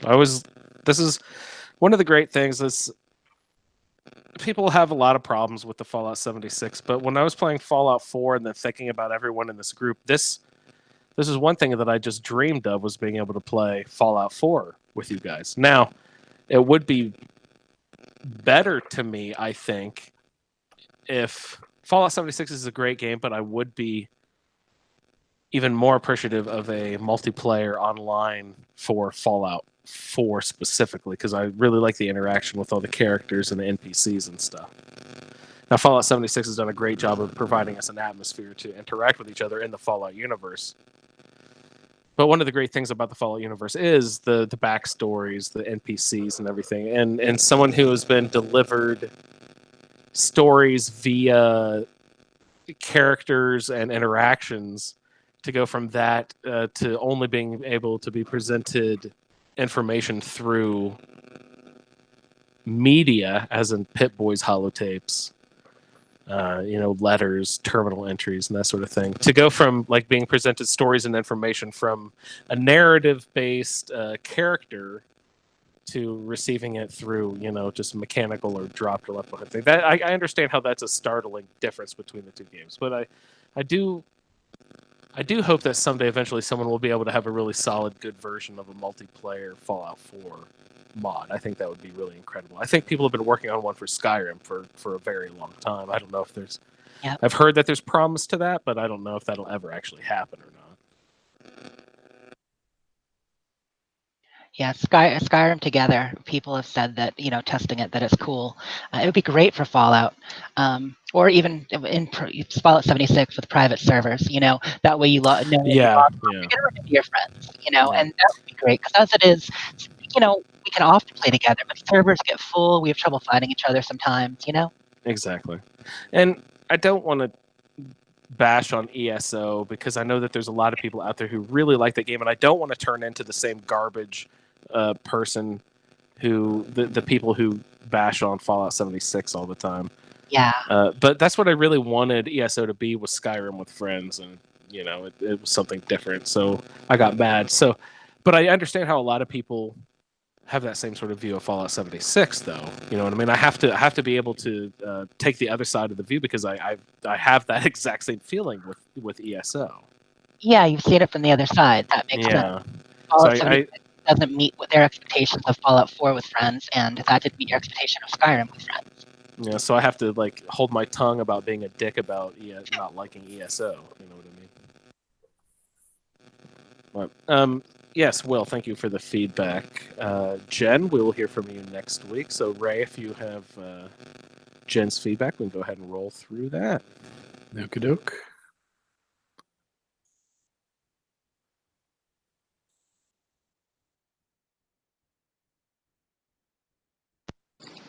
Hey, Fallout friends, Jen here. I was a little nervous about not being able to get this in, but I managed to squeeze it in just in time. So here we go with Norman's feedback for the week. Norman's love of automatic weapons, combined with her innate sense of empathy, seemed to be proving to be a liability with the larger and more frightening battles that she and Hazel had taken on recently. If they wanted to get down to the bottom of their research, she would have to do something to give her an advantage. So she started hunting for better weapons that she could take apart and rebuild into something better, stronger, faster, and more resilient. She found some plans for a plasma Gatling, but she figured since Hazel had his mower, she could be more effective with a little more distance from what they were fighting. But everything she came up with wasn't quite what she'd consider legendary. She went searching all over the map, diving into the most dangerous areas, and found a 50 cal machine gun that seemed to shower her enemies with a multitude of tiny but powerful explosions. She'd equipped it with a heavier receiver and felt like she was now ready to take on whatever came their way. She met up with Hazel and their friend White, who offered to help out, and headed down to White Spring. They made their way into the bunker with that Blackwell guy's key card. It was a vault, but not like the one they had come from. It was nicer, cleaner, and seemed to be occupied by a terrifying number of Assaultron robots and an uncannily human-looking face on a computer screen named Modus. He talked so slowly, Norman felt like she was back in history class, listening to Mr. Burnaby drone on and on about ancient history. While he was talking, she wondered if maybe she had a different teacher. She might have been a historian or something. Well, that wasn't going to happen now, since so many of the libraries were in ashes, so she should probably listen to what he was saying. Or she could let Hayes do it. He was really into reading terminals, and she was more interested in taking them apart.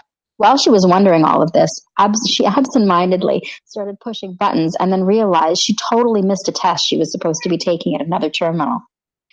Why was she so bad at following instructions? Now she had to go get some tape thing at a place called Sugar Grove. She wondered if Hayes, who was actually taking the test seriously, might have had a different set of instructions. But he was told to do the same thing too, so she felt a sense of relief. She wasn't going to be holding them back. They traveled around Sugar Grove and then to some satellite array that gave them access to the rest of the terrifying bunker. All of the stuff there seemed really useful, and Norman couldn't wait to get to their workbenches to see what she could do with their equipment, but she decided to keep her hands in her pockets, in case one of the Assaultrons thought she was touching something she shouldn't. She was pretty terrified of them. Lotus's expression also had changed, from serious to a sort of grimace that looked like he was supposed to be smiling, but he was showing an unnerving number of teeth, which made her very, very nervous. They were then given the task of earning some sort of commendations, which involved taking down scorch beasts and participating in some missions, which involved lots of explosions and a whole bunch of robots. Norman was sure glad that she got that machine gun. With their first Sierra Bravo battle, she made an amazing find, though, a black powder rifle. And while it took forever to reload, it was really powerful and seemed to protect her from attacks while she was loading it. This was the best thing she'd found to fight big creatures, and she was thinking this would help her get to where they needed to go. That's all I've got written, guys, but I'm glad I managed to get something in. Next week is I Am Become Death, so I'm pretty excited about launching a new with Norman and Hazel. So thanks so much for listening, everyone, and I will look forward to seeing you all in the wasteland. Awesome, Jen. Thank you so much for your feedback. Looking forward to seeing you on the show. I believe that's next week. So she's going to go launch some nukes, guys. Has everyone launched a nuke? Jess, you said you still haven't gone through the Brotherhood enclaves yet. I haven't either. Ray, I thought you did. You got one in, right? Yeah. And Sarah, you said you hadn't been through it yet? No, I'm excited. Yeah. I did it through a different character, through my beta character, just to say that I'd done it a few weeks ago, maybe a month ago. But I actually tried to go through with Eric and Pat tonight. And we'll get through the whole process of how to launch the nuke in great detail next week, of course. But I had a really weird problem when I was in there with them. Like, first of all, I didn't have my headset on, which was sort of annoying. But you know, there's people. We're on a family trip, and there's people walking around, and I didn't feel having their sound and my sound and everything. You know, I just wanted to play without talking or whatever. So I was sort of chatting with them through the Xbox app chat on the phone. And they're trying to communicate with me what to do. So I had been through the process before, but it was like a month ago, and it was Alex literally baby walking me through the whole process. So I don't really recall what the process is, because he was literally going from spot to spot saying, "Here, come here, do this. Here, come here, do this." I never had to figure anything out myself. So nothing was really retained information wise, you know. So I really don't know what I'm doing down there. So then those guys kind of figured out, oh, he doesn't know what's happening. They can't really talk to me. I'm sort of chatting back and forth on the text, but they have their headset on. So they're figuring, oh, he doesn't know what's happening. So they're like, oh, here, come here, do this. You have to have this card to do this thing. And I said, I don't have the card. They're like, no, just don't put the card in the screen. Put it in the slot over here. I was like, I don't have the card. And they're like, no, the card needs to be erased. And I said, guys, I don't have the fucking card. And eventually they're like, oh, he doesn't have the card. Oh. So they're like, oh, come over here to this table and pick up this card here on the table. And I'm like, what card? And they're like, here, the card on this table. The card on the table that's as clear as the nose on my face. What card? The card with the power. And I said, what card? Yeah, the card with the power. What babe? The babe with the power. Power and the power of the babe. They the car just wasn't there. And they're doing that thing where they're shooting at it and jumping up and down, turning their Pip Boy lights on and off, jumping and crouching and doing everything to display to me that, oh, pick up this card, dummy. And I'm like, guys, the fucking card isn't there. It was just really funny and frustrating. And then Mo needed to go to bed, so I had to log off. So it was very, very sort of frustrating. And I tried to log. Oh, I did manage to log back on. And I went down into the bunker, and they had sort of progressed and moved on to do something else further on. I said, guys, forget it. Go ahead without me. I'm gonna try to log back on and see if that remedies anything. So I did get back into the bunker. I went back down in, and there's the card there, but every time I touched it, it insta-killed me. That's what weird. What the fuck, Ray? That's. I mean, I've had it where you can see the card, but you can't pick it up. Oh God, the card just wasn't I've never there. had it kill me. The card wasn't there the first time, and then I went in 2 times in a row, and each time I tried to pick it up, it killed me. Just picking up the card instantly killed me.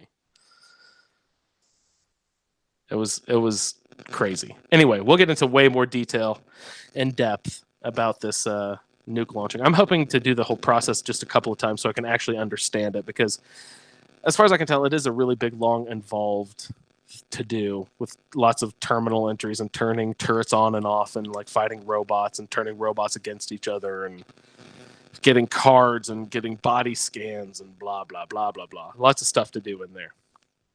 But Pat has been doing it solo runs a lot the last week or two. So I'm hoping maybe if I do it a few times that I can actually learn how to do it myself as well.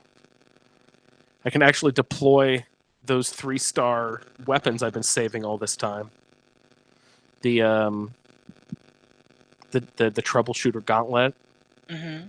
And I found a troubleshooter sledgehammer with Oh, nice. extra power swing. That's And super then nice.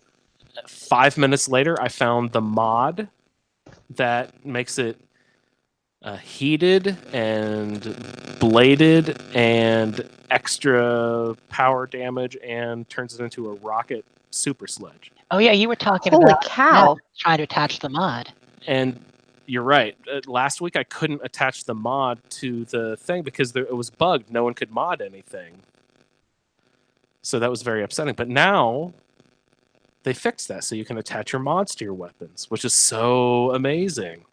And I got so excited, and I hooked it up, and I attached everything together, and I was so happy.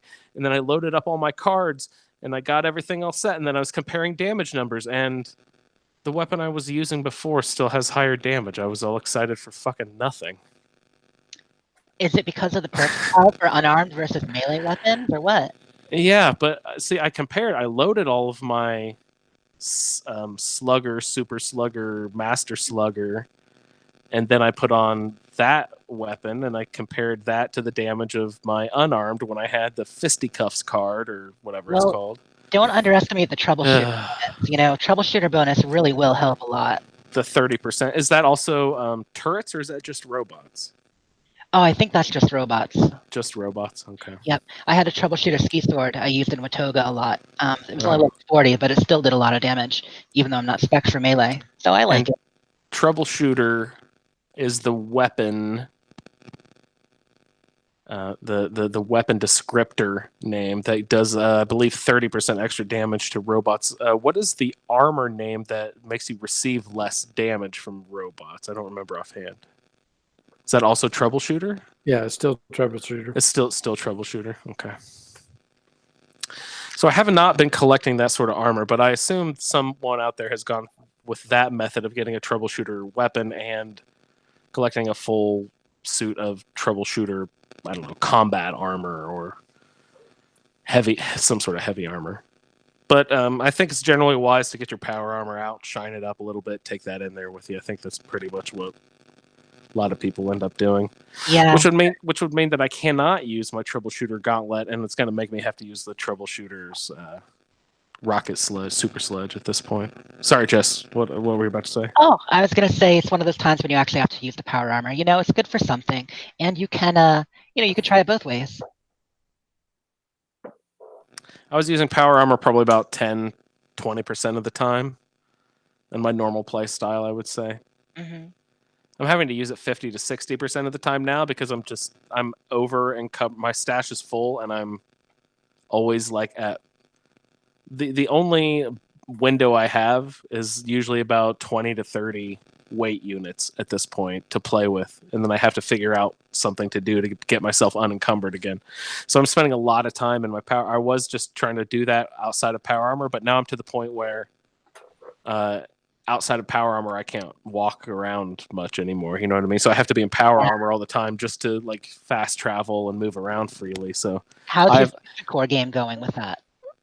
I have almost none because I haven't been, since I'm not much of a power armor user, I haven't like concentrated on building up a collection of them. But now that I am spending a lot more time in power armor, I am now realizing, oh fuck, I need to power these things, and they go through them pretty quickly, and I'm burning through these things, and they're sort of valuable to me now. I need to figure out what I need to do with that. I looked into the recipe for building them, but it's like one piece each of every stable flux kind. And I think that is way too much of an investment for one lousy fusion core that burns through in about 6 minutes. Yeah, that's no good at all. No. I've just taken to, I'm still stealing them from power armor I found around the wasteland, you know, going through the round, grabbing 2 or 3 when I need them. That's what I've started doing because, you know, I've been concentrating on the challenges, the player challenges and the combat challenges. One of them is to scrap 76 pieces of power armor. So I've been doing that a little bit more. So I have been finding a few more. I think I'm up to like 6 or 7 right now, which is actually a lot for me. You know, Pat runs around with like 60 of them on his inventory. I'm like, holy cow, how do you have much? But I guess he has cards that make them way less or something, I bet. Yeah. Yeah, I think it's just going to be time to manage that stash soon. You know, if the legendary vendor doesn't come soon, we're going to have to scrap and sell more stuff. Well, also, Jess, I was about to ask each and every one of you, have you muled anyone yet? Do you have another character which you have offloaded a bunch of inventory to a lesser or other character whose stash is not quite full? Has anyone actually done that process yet? I am way too lazy for that. Yeah, that's a lot of work. And there's so many other ways to manage the inventory. But if you knew the lengths I've gone to, like Jess read the article, I say article jokingly, but it was a good couple of paragraphs of all the different things you do to get that weight down. Like I've done fucking everything to get my weight limit, and my stash is still full, and I still only have a window of 20 to 30 weight units to play. Like I am crippled by this weight management thing at this point with this character. It's making it to the point where I can only play for 5 minutes, and then I got to do something about this weight. Play for 5 minutes. Oh fuck, I got to do something about this weight. Play for 5 minutes. Oh fuck, I got to do something about this weight. So I'm at the point where it's sucking the fun out of the game. Yeah, that's no good. So I need to either just get rid of this legendary shit or mule it off to another character. Yeah, either mule it or just suck it up and, you know, mule it to your friend the brown bag in a corner somewhere. But I've been holding these fucking 3-star legendary useless weapons for so long just because, you know, we still don't know how it's going to work. But it's got to be something cool, right? With this legendary vendor, it's got to be something. Honestly, my best guess on how it's going to work, and this is all speculation. You know, we're hoping for the moon and stars, but I figure it's going to keep the item the same most likely. You're not going to get a new item, so you're going to have a chance to re-roll the legendaries on the items you have. Maybe trade 1, 2, or re-roll them all, but it's going to be the same item. So you got a piece of leather with 3 stars. It's probably still going to be a piece of leather with 3 stars. You know, so if it's armor you don't wear or use or weapons you don't use, then there's no point in keeping it. That's my guess. You know, we don't know. So I should just go ahead and sell the things unless I'm hoping to improve the actual item that it's on. That's my opinion. Yeah. So really I should be, if it works in theory, in the way you're saying, any legendary item, I should only be looking at the item. If the effects are cool and I can use them now, that's fine. But if the effects aren't cool, but you still like the item is still worth hanging on to. If it's level 50 or above. If it's level 40 or below, it's probably, you can find it or another thing better at Yeah. some point. Others might have other speculation, but that's my guess on that. I think that sounds pretty smart, Ray. Do you have any thoughts on how that might work? Well, not so much on how it'll work, but the thing is that nukes aren't going to go away, so you're still going to be able to get legendary stuff. You don't have to keep it now, to deal with when he comes Yeah. on board. That's absolutely true. You're right. But Once we find out what he can do, then you Yeah. just start planning around that.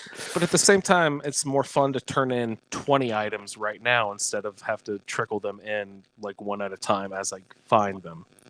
You know what I mean? If I already have these 20 items, I could just drop in and be like, hey, this is fun. Look at this. But I do understand. Like, the nukes aren't going anywhere. There will always be 3-star legendary bad guys to go up against. So I don't know why I'm holding on them on to. Yeah. for Christian anyway. said in the chat that his rule is if he hasn't used it in a week, he lets it go, which I think is a pretty good rule. I mean, As in he sells it or brown bags it. I don't know. I should ask him that. I mean, I would guess sell or scrap if you can, right? That's a much better choice. Yeah. Are we Yeah. ever going to be able to scrap legendary items? Did I see that mentioned in patch notes at some point?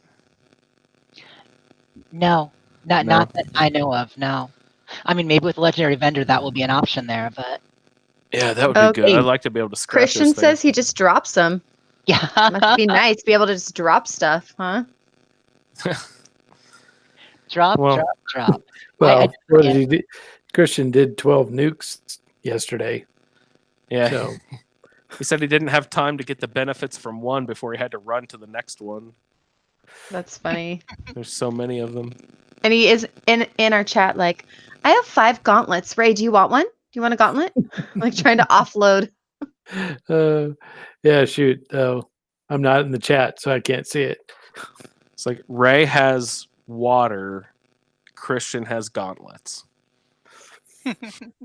I have corn soup. You have 45 ammo. I just gave someone 2,600 rounds of 45 ammo, and I still have over 10,000 rounds left in my. I didn't realize I was up over like 14,000 rounds of 45 in my inventory.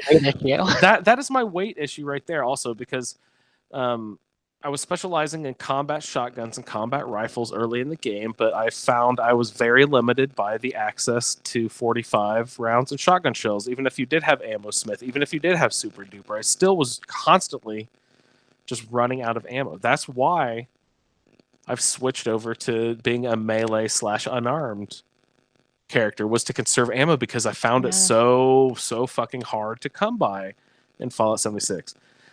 And when I switched over, I found that they made melee way better in Fallout 76 than Fallout 4. Or at least in my experience. Maybe I just wasn't playing it right in Fallout 4, but I feel like the melee is better in Fallout 76.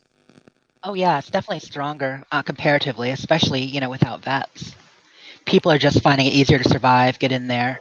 It's better in PvP too for a lot of people, unless you can get the drop on somebody. Yeah. Well, I think the big thing is that in Fallout 4, ammo is very rarely an issue. It the first couple of levels it is, but after that, you're just swimming right. in ammo. You take that and you can carry it around with you all the time. You don't have to worry about it. Yeah, it doesn't weigh anything, and you can use it as currency. You can sell it too. Yeah. And so, I've always found melee to be very effective in Fallout 4.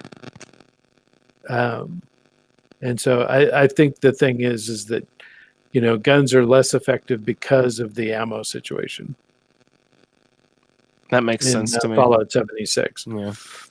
Well, so I've had such a love affair with melee and unarmed the last couple of months now that I haven't been shooting any guns. But it's in my sort of like weekly, I wouldn't say daily, but my sort of couple times a week routine of going through and smelting all my ores and crafting all my ammo and that sort of stuff. I do that a couple times a week probably. But I still have had that part of the game. I'm still producing the 45s like I am going to use them eventually. I'm still producing the shotgun shells like those are part of my plan.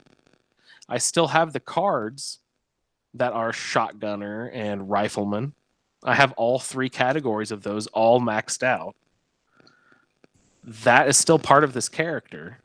Huh. But I haven't touched a gun in 97 levels or something. You know what I mean? Like it's been since level 30 or whatever that I've actually used these guns. But I still have the stuff. Like I could switch back at any moment, but I'm not going to. We're almost to the end of the season here. This character's about to die, and I'm going to turn my attention.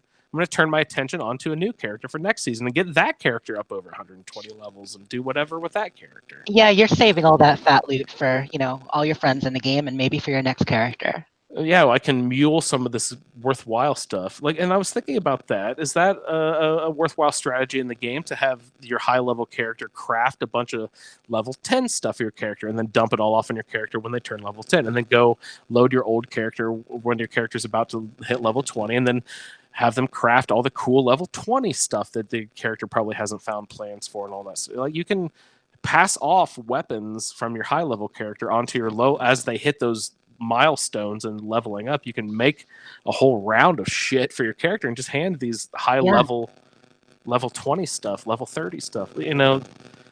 I just sort of made that realization today as I was thinking about getting sad about this character. Like I always do at the end of a roundtable season. You develop a relationship with these characters because we play them for 4 months in a row or something. So I always get sad at the end. But I was thinking about the sort of the end of the season coming up and starting the new character and all that, and I was like, oh, wait a second, I can craft a shit ton of stuff with this character. I can just pass off stuff onto the lower level character. It kind of becomes like a multi-generational character. This character passes on to the next, like they couldn't do in Fallout 4. So there is that. Also, I think the reason why that would be really valuable is because of the rarity of plans. So say you're level 15, 20, and you need to craft new armor, but you only have some plans, and they're probably going to be light plans, maybe sturdy. Whereas our high level characters, I have all the heavy combat armor plans, so I can craft level 20 heavy combat armor and be a real jump in the game. Yeah, how low do most of those good things go? They also try to prevent you from doing that by not letting a lot of the better stuff be lower than level 25 or whatever, you know what I mean? Yeah, the way metal starts at 10. I don't really know how low metal's 10. Okay. I think it goes down to 20, and trapper's probably maybe 25. I don't know about the marine stuff. I haven't crafted that recently. I've found a couple of marine mods recently that I really I'm interested in seeing, so I need to see if I can craft some marine armor so I can. Because I've been finding a lot of the marine mods laying around recently for some reason. Yeah, they got a lot of that around Harper's Ferry. The plans for it and the mods. I've been over there a lot recently. That's probably why I'm finding more of it. With the bunker and all over there. Not the bunker. What's it called? The burrows. The burrows. Yeah, exactly. I have been spending more time over there. Another shout out to Angel running through the burrows with me the other day. I kept getting my butt kicked again. Super fun though. And we just made Angel hop into our Xbox chat thread, so I wanted to send out the invitation to anyone out there in the community. If you are wanting to sort of jump into one of the meetup threads, I know that the PC guys are super active. They add the PS4 guys. They have their chat thread going, and the Xbox, we're a bunch of lazy people who never fucking have jobs, evidently, with the amount of communication and talking we do in our Xbox chat thread just all fucking day, every day, all day long. So if you're out there and you want to get involved in these chat threads, it's a lot of fun, and it helps form community, and people get to do projects and meet up and make plans and stuff. So yeah, and along the same lines, remember that the way Fallout 76 works is you need to friend it both ways. So if someone friends you, you need to friend them back to see you on your social list. We have some people who have shared their names and sent them to me to add them to my list, and I've added them. They haven't added me back. You have to add them both ways in order to pop up in people's friends list. Exactly. Yep. Hey, but speaking of friends list, to get back to the actual schedule, that's something that they fixed with the last patch on Tuesday. Thank goodness. You know, Oh, nice. broke and then fixed again. Yes. They got the order back, so your friends are listed in order, as well as the order at vendors too for known plans on top. It's great. That's so much better. That was really distressing to me for some reason that I would have to scroll down. I know it's so hard to scroll down, Andrew, but it really was bugging me a lot, that social menu out of order thing. Yeah, definitely added a layer of complexity that, that wasn't needed in an already overly complex system. The other good thing that they did was supposedly they fixed the item condition indicator when you're in the repair menus. So instead of having to back all the way out and go back in to see the condition of the next weapon, you could they fixed that back to the way it was. Good, because that was super annoying. You couldn't, after you fixed something, it would black out. You couldn't see the condition of the next item, so you'd have to back all the way out and then highlight. Go back into the stupid workbench, highlight the next item, and then back out all the way. It was terrible. I'm glad they fixed that again. That was something terrible. Definitely needed to be fixed there. Glad they got that one too. Yeah, while we're talking about it, other things they got fixed in the Hot Fix Tuesday, fixing stuff that they broke themselves, but still. Ray had mentioned how when we're repairing items a week or two ago, it stopped actually showing the menu after you repaired them. You couldn't see the item stats. You had to exit and get back in. So that's been fixed again. Mods are attached again, thank goodness, like you found. Yes. Very good. Something new will break with patch 9 in a week or two, but still. We're back on track. And Sheep Squatch event has popped out. That's sort of like the new hip thing this week that has started. I just started doing it today for the first time. I guess it started a couple days ago. Launched on Tuesday after the update, I would assume. No, I think it was today, Sheep Squatch. Oh, really? Okay. Yeah, the update, the hotfix Tuesday with the patch brought out the camera and stuff, but nobody saw Sheep Squatch till maybe last night. But yeah, Sheep Squatch was not there on Tuesday. Nice. Tell me all about the camera, because I have not done anything with the camera yet. Have you guys all found your cameras and going around with taking old-timey snapshots yet? Not yet. I've heard just through chatter on our Xbox meetup thread that I think there are at least 2 known spawn locations for it. Yeah, a lot more than that. I put a map in there. Basically, good. The hard thing is the fact that in order to start the mission, you need to find the tourist, which, I mean, makes sense. That's how you start Mistress of Mystery, for instance, is finding a body in a holotape. But they're random spawns for the tourists, but you find them at any tourist attraction, kind of, which West Virginia is full of. So, okay. On top of the Land View Lighthouse, over at Prickett's Fort, over at the Palace of the Winding Path, by the Miner Monument is a pretty frequent one, though, just south of White Springs, the Miners Monument there. So, what would be the most efficient way to find this dead body to spark this if you needed to? Would it just be fast traveling in between all the different landmarks? And if you do that, the tourist attractions, and if you do that and you still don't find her, then like server hop and do the same loop again? That's going to cost you more caps, but that's probably the most efficient. A lot of people have just been server hopping to check, but some people have done 8 to 10 server hops and not found it. So I think jumping between a few, at least the ones in the forest, would probably be the way to go.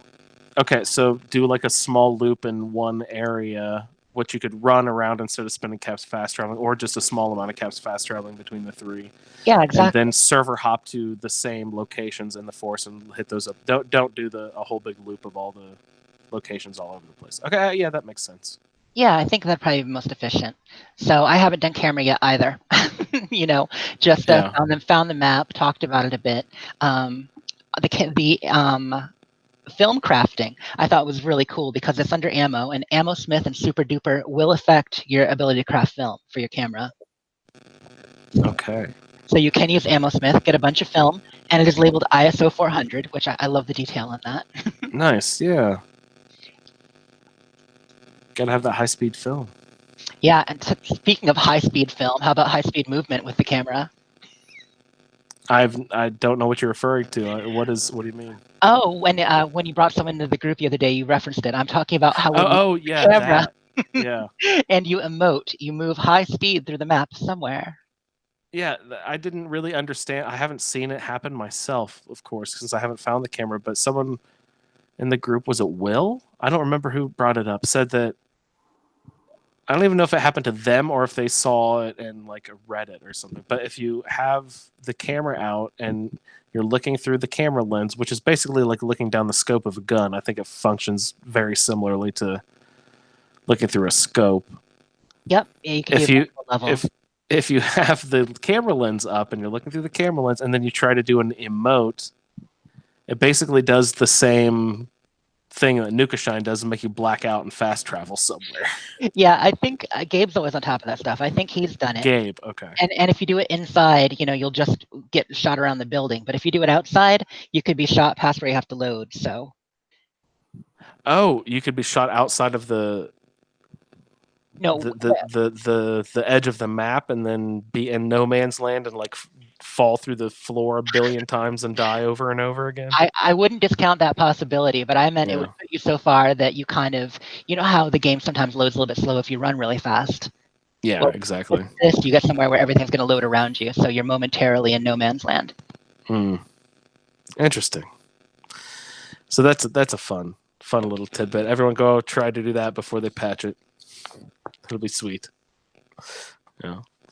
All right. Did we have any other show notes and stuff to get through? Sure. I haven't even opened up the show notes here. Let's see. I've been Xing them off as I go through. So, okay. To mention real quick, Double XP Weekend started earlier today around noon. Oh. So this is adventure and survival this time. So everybody wins. Wow, really? Yep. That's amazing. Till Monday at 6 a.m. Double XP. So get your game on. That's amazing. Let's see. More does the 20% more in survival still apply? So you're getting double that as well? Yeah, it would. Yep. Nice. That's cool. I might have to do some survival this weekend then. Also, while we're in there, more info on patch 9 dropped Tuesday and then earlier today. You added the note about the camp. We talked about it last week, but it's super important, so let's mention it again. Patch 9 should have the no damage to camps. No more griefing camps.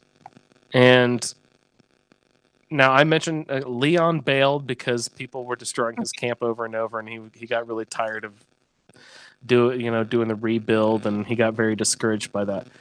And now I sort of posted this to him, like when someone posted about this, and I tagged him and I said, "Is this going to be enough to bring you back?" And he was a little skeptical still. Like, is this the thing that he's looking for? Well, I mean, it is, but at the same time, fool me once, shame on me. I mean, for you, shame on me. I'm quoting it like Bush now. Anyway, I think Leon's just, he doesn't want to get burned again. So unless he said he's in the middle of a big Fallout 4 playthrough again. Yeah, that's true. That's true. He's gotten involved in other things, and you can't blame him for that. When you leave, it's hard to come back. Yeah, it's inertia. It's like with any game. Yeah, I've been waiting and for him to come back, and been playing with him for so long at this point. It's just like, what the fuck is it gonna take? And I'm hoping that it's this. So. Yeah, and then now I have to wait for him to lose interest in Fallout 4 again, which, it's a great game, so it might take a while. Yeah, I don't think any of us, we'd be waiting a long time for that to happen for any of us. Yeah, exactly. So also on there, you'll see the foundation thing, I mentioned last week, but foundations will be just one touching the ground, the rest can float. That's exciting. That'll make houseboats much easier to do again and stuff out over the water and all that. Yep, and then they confirmed Pioneer Scouts and Backpacks still planned for the May 7th update as well for patch 9. I'm not sure what Pioneer Scout. That's basically like the version of the Boy Scouts, as far as I can gather. And Backpacks are being able to carry more weight, I'm hoping. Yeah, should be carrying And loot. Plus, they're stylish. I was gonna say, will there be like different? Will different backpacks provide different sets of benefits somehow? I don't even know how to phrase the question because I don't know what sort of benefits a I don't backpack could know. provide. Let's see. I mean, what they say, you get a carry weight bonus for a backpack, and every backpack will have a utility mod. So you can add utility mods, but they haven't said what those are yet. Okay. And so 2 bonuses there. And as far as the aesthetics, I think the aesthetics are totally separate, but they've posted concept art of about 20 or 30 of them on the blog over the last bit. So there are a lot of cool looking backpacks out there. A couple Nuka-Cola variants, Mr. Fuzzy, yay, Vault Tech. Nice. Oh, there's a sloth backpack. I didn't see this one before. I just noticed the page. Adorable. Now, do they have a bunny backpack though? Because I don't think that. Yeah. He's a bunny backpack riding a sheep squatch. Yeah, and the Pioneer Scouts will be new questing. Yeah. Sort of like a new faction, almost. Like how we went through like the Brotherhood and did a few quests for them and the Free States and all that. It says you can earn badges and stuff. Is that right, Ray? I don't remember saying that, but I think it'll be a little bit different. It'll be, kind of more like the Nuka Shine and Lying Low type add-on quests. So multi-part with a bit of a reward at the end, and taking you over the map. Yeah, I remember them talking about tadpoles and possums, and getting Pioneer Scout ratings as you go up. So that's kind of cool, kind of like Mistress of Mystery that way. Yeah. Besides that, let's see. Patch 9. Here's something that I wrote in the notes that is I'm skeptical about. So player vending, the thing we all want, displaying items and selling items. They said patch 9 for a while, originally last month, but they haven't mentioned it since April 4th. So are they actually going to roll it out with patch 9 yet? Nobody knows. And when is patch 9 due? May 7th. May 7th. And it hasn't been mentioned for a month, almost. Right. So, I mean, I'm still hopeful, of course, because they have pushed it back, and we don't even know what it'll look like, but we'll see. May 7th, next week's Inside the Vault, might give us a preview of it. Now, what has Bethesda proven to us in the past? Are they more likely to delay something over and over that isn't quite ready yet, or do they secretly drop something in your lap like a Beyonce album? In my experience, they delay shit over and over again. So, except for the game itself. Yeah. Without mention of this makes me think that it might not happen. But who knows? They could drop it in our lap like a Beyonce album. We don't know. We got a lemonade stand. Now we need lemonade. Sorry, Beyonce album reference. I didn't get it. Sorry. It's okay. For the first time ever, I got it. Woo! I don't get the Beyonce references over my head. But I assume Ray nailed it out of the park. He's all over those Beyonce references. Ray knew that one immediately. Absolutely. She's a singer, right? Yep. Scorch Beast, Queen Bee. Oh, that was that's a mod and a half. Put a Beyonce head on the. Anyway, no, sorry. Oh, make it sing and dance. That's hilarious. So that'd be really funny. That's all I got on patch 9. Other stuff. Well, Atom Shop, we talked about a bit. I had a question for y'all. Yeah. So we talked about getting the Easter eggs. Some of us got them, all of them, and got the bonus. Some of us didn't. But it seems like Bethesda is doing more and more to try to get people to log in every day. Yes. The Easter eggs, I obviously see that one. What else have you seen that they're trying to increase your frequency to log in? They're giving benefits for logging in frequently? I mean, I see like the sales that started the week before Wild Appalachia started, how they started doing the sales and the items are leaving the item shop, get them now. And yes. The last couple sales, they're doing 1 or 2 day items. So like looking ahead, from the 23rd through the 30th of April this month, they've got a different item on sale every 2 days. So like the Kill Laugh Love sign, right now it's the leather greaser jacket on sale. It's going to be photo mode poses. Pat's favorite photo mode pose, the Victory Squared, is going to be on sale weekend. And the Modern Fireplace this weekend, so pick that up. Like, but they're doing it just 2 days at a time. So I was just curious how people felt about that kind of change to the Atom Shop and other things. I don't know that it's going to make me check more frequently or anything like that, because I usually buzz through it every time I log in for the day. I'll quickly peruse the Atomic Shop before I log in and play, really. Yeah, I usually do too. But I mean, I play an average of 3 days a week. Yeah. So this doesn't naturally work for me. I'm gonna have to check in more. Yeah, you're right. See, I do. It might not be for as long of periods of time, but I do try to log in for at least a little bit of every day. So, I do have the ability to check the Atomic Shop frequently like that. Yeah, and I go in and say, "Oh, yep, no cultist totems yet." What are you wanting with cultist totems, Ray? That's all I want. I want to be able to build cultist totems.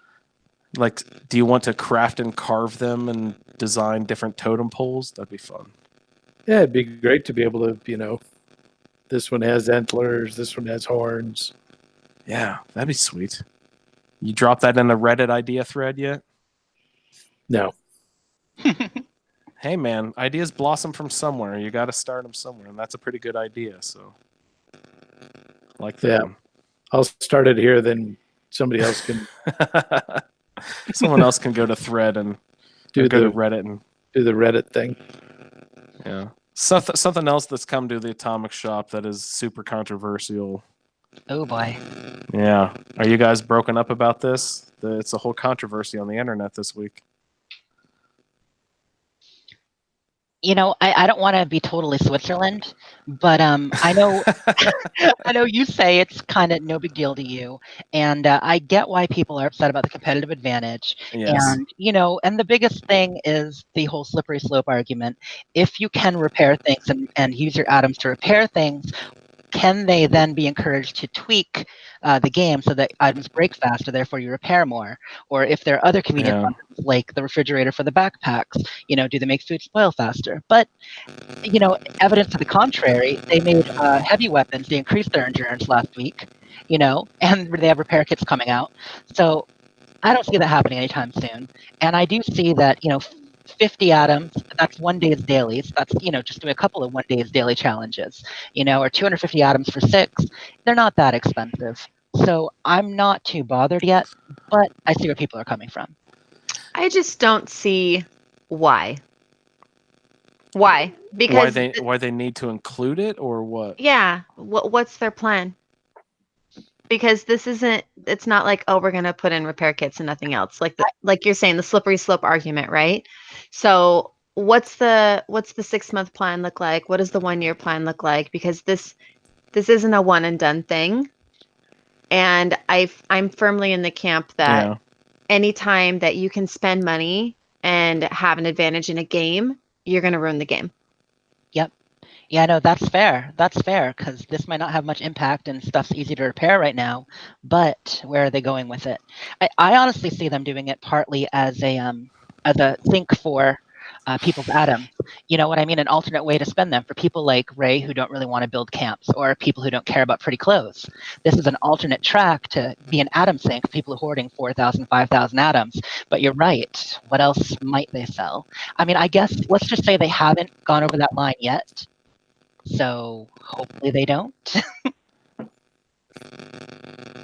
Yeah, I mean, I don't care if some other player can repair his weapon out in the field without having to go home and use his commodities, to use his resources at home to repair that weapon. I don't care that he can repair that in the field, because I'm not competing with him with a competitive advantage, because I'm only playing standard adventure mode. The only place that he could use that against me would be in PvP at a workshop anyway.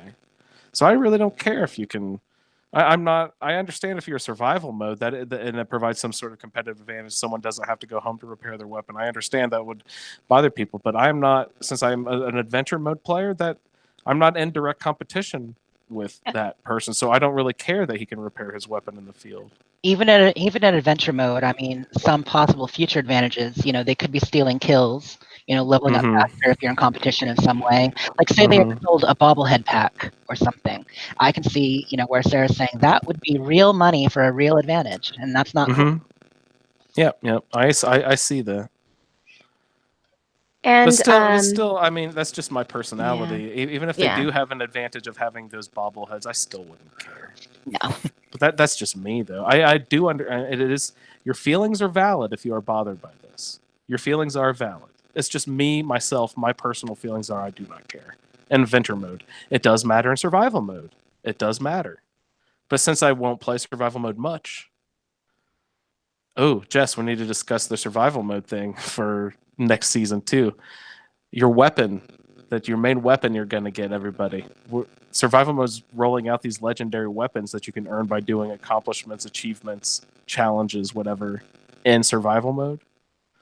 I thought that was a pretty good idea. That you're gonna try to get your main weapon by going into survival mode to earn it at some point during the season. Sarah, did you have something else to say on the repair kits? No, I think it's just a wait and see, but it is definitely, is this just the beginning? Is this to get the fervor built up and see just how mad people get, and then they find that it's pretty innocuous, and so the next time they notch it up just a touch, and people are a little less outraged because repair kits weren't any big deal. What the heck? Yep. So it's a wait and see. Okay. Yeah, I'll be with you on that. Absolutely wait and see. Like I said, they haven't burned us yet, but it could be dangerous. I see a lot of people online making the argument, Bethesda, you promised us over and over again that there would be no competitive advantage gotten through the Atomic Shop. You have lied to us. This is a slap in the face to your fans. We have been so dedicated to you, and you treat us like this? How dare you, Bethesda? I have given you so much money over the last 20 years. I've been playing since fucking Oblivion, and you do me like this? How dare you provide, people launch into these tirades. Those guys are just the same ones that want to complain about everything. Like, they can go jump in a lake as far as I'm concerned. Leave the game to the people that actually love it, and we'll make the decisions, okay? Those are probably the same people who don't actually play the game. They just like to complain about it. Yeah, they're just watching YouTube videos or some nonsense. Yeah. Stupid. But their feelings are totally valid, Sarah. We can't No, if you don't play the game, your feelings are not valid. Sorry. Sorry, not sorry. Yeah. So people are freaking out. That's the new controversy in the community right now. And I'm sure there'll be a new one next week after the update, right? Sure there'll be some BS come up. Yep, every time. And it is 2 steps forward, 1 step back sometimes, which is why the hot fixes are fixing the updates. And, but we're getting there. And I mean, think about everything we got in Wild Appalachia. It's been a lot more than I really expected. I mean, I know it's been a slow rollout, but multiple quests, a lot of different things. And, looking at the future, when they're talking about adding a new quest line, I mean, is that when they're going to bring in NPCs and stuff? What will the game look like in 6 months, for the fall update? You're still convinced that there will eventually be live characters to interact with in this game eventually. There will. Yep. You're convinced of that. Faith. I have when faith. When am I getting my dog? I don't know. But Andrew, if you don't believe, it's not going to happen. I need you to believe. If they can have NPCs, that means I can have followers. You had the power to have followers all along. Just click your heels 3 times. Yes. No. What about mods? When are they starting Creation Club for 76? That's still down the private Oh. server thing if it ever happens. But I'm Yeah. with Sarah, have faith. And I mean, especially the fact that on the roadmap, they specifically said part of the Fallout involved new main quest line. New main quest line to me says, we've been working all year, we're going to get you some NPCs. Besides the robots that are already in there. And so that means, what? How long have we spent on this season? When did we start this? Was this in November or something? December? We rolled characters during the fundraiser. I don't even remember when that was. I felt like that was late That this was year. That was December. December this Yeah. year. Yeah, So we've beginning been of December. going for almost 5 months. That means 6 months.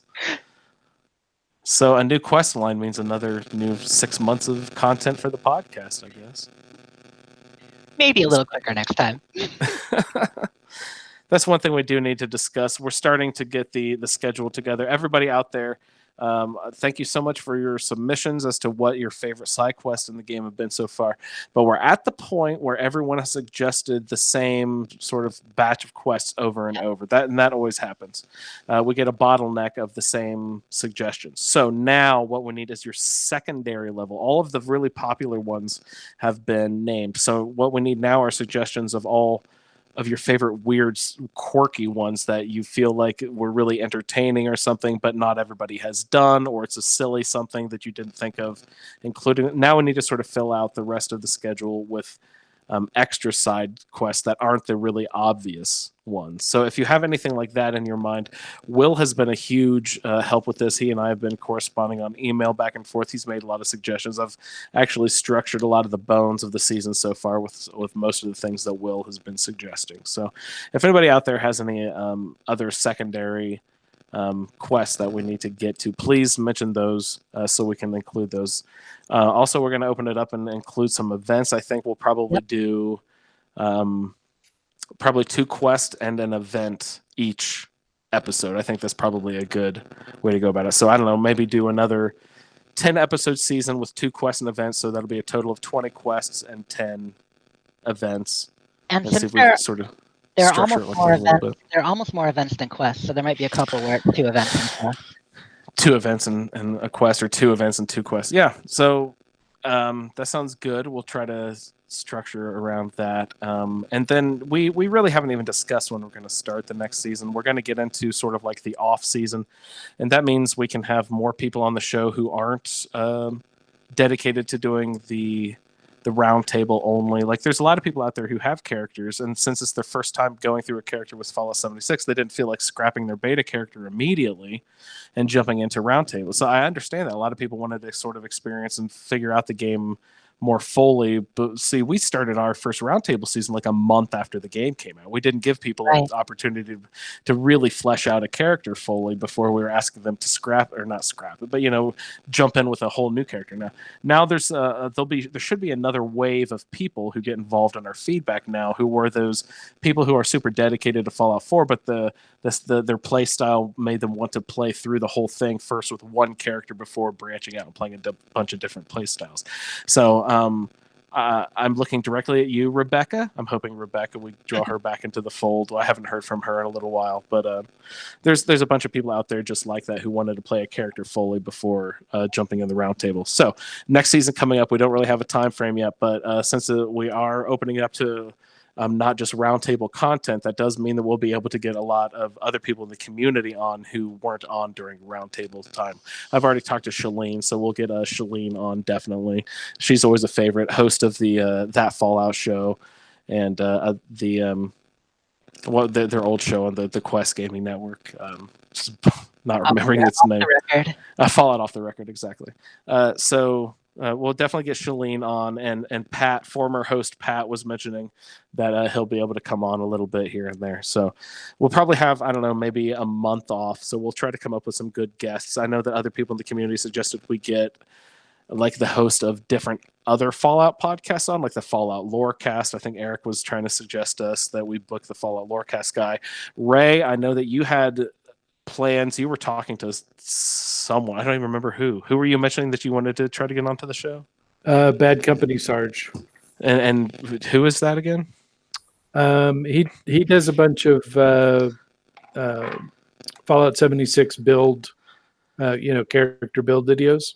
Oh, great. So I should actually watch some of those videos because Ray, another idea that we wanted to do during the off season, something that we wanted to do is the Fallout 76 level 50 respec special, where you can start changing your roundtable role after you hit level 50. The game now lets you start switching your specials around to cards that will actually fill out your character a little bit, because with your random roundtable character roles, you get some pretty weird stuff sometimes. So, in Skyrim, they always complain that it sets up so many limitations, but you got to find a way to play the character within that framework, which is part of the challenge and the fun of the game.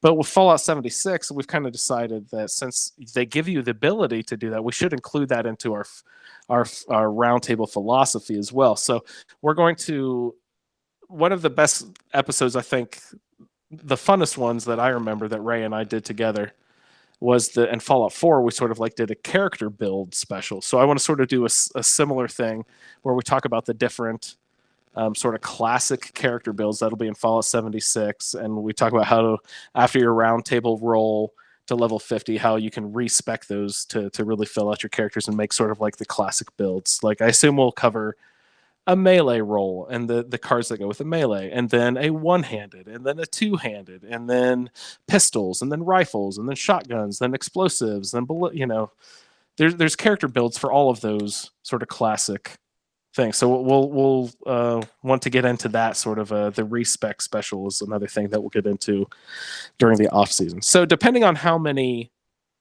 different batches of people who we get onto the show, what sort of guests, what sort of special games we get planned out and stuff. That'll be how much time we have in between the two seasons. And, we've got to actually pound out the schedule. That takes time to organize everything. So, but that's probably the next 2 months on the show. I assume we'll finish out. We did feedback tonight. We'll launch nukes this week. Talk about launching those nukes. And then you guys will send in your final feedback after that. And Ray, I'm forgetting off the top of my head, but we are going to do a Saturday show here coming up soon where we will try to do a season 7 roundtable wrap up. I'm going to try to get all the people who have consistently sent in feedback throughout this season and just sort of pile all 8 or 10 of us into a chat room and just sort of talk about our characters. So that's always a fun thing. I think we started doing that a season or 2 ago, where we do a wrap up and try to invite all the feedback people on. Yep. Yeah, so that's 25th? A fun show to do. Oh, the 25th of May. That'll be good. So, yep. Put that on your schedules, everybody. If you've been sending in feedback and you want to hop on the show this season, we'll try to get all of our feedback people on for a season 6 wrap up or season 7 wrap up there on May 25th. So that'll be good. Put that on your calendars, everybody. And then please, if you have suggestions of other people you'd like to hear on the show during our season break, give us an idea. We've already heard lots of suggestions, like the host of the lore show and all that. So if there's other people you'd like to hear on the Fallout feed, some people we should reach out to see if we can schedule them, please let us know. And we'll see what we can do. Yep, and that'll be my last weekend on the world tour. I'll be live from Nashville, Tennessee. And the Thursday before that, you'll be live from Noblesville, Indiana. Indeed. Ray's going to be at my crazy little house. He's in my wife is already freaking out. She's like, "You're going to invite someone into our dirty little crappy house?" Like, it's fine, honey. It's fine. He's like, yeah. He's going to see our disgusting basement. He's going to see our disgusting basement. It's like, he's a guy. He doesn't care. I will have been on the road for a month by that time. It's like, he'll just be happy that he's in a house instead of a hotel, Exactly. So that'll be fun. Yeah,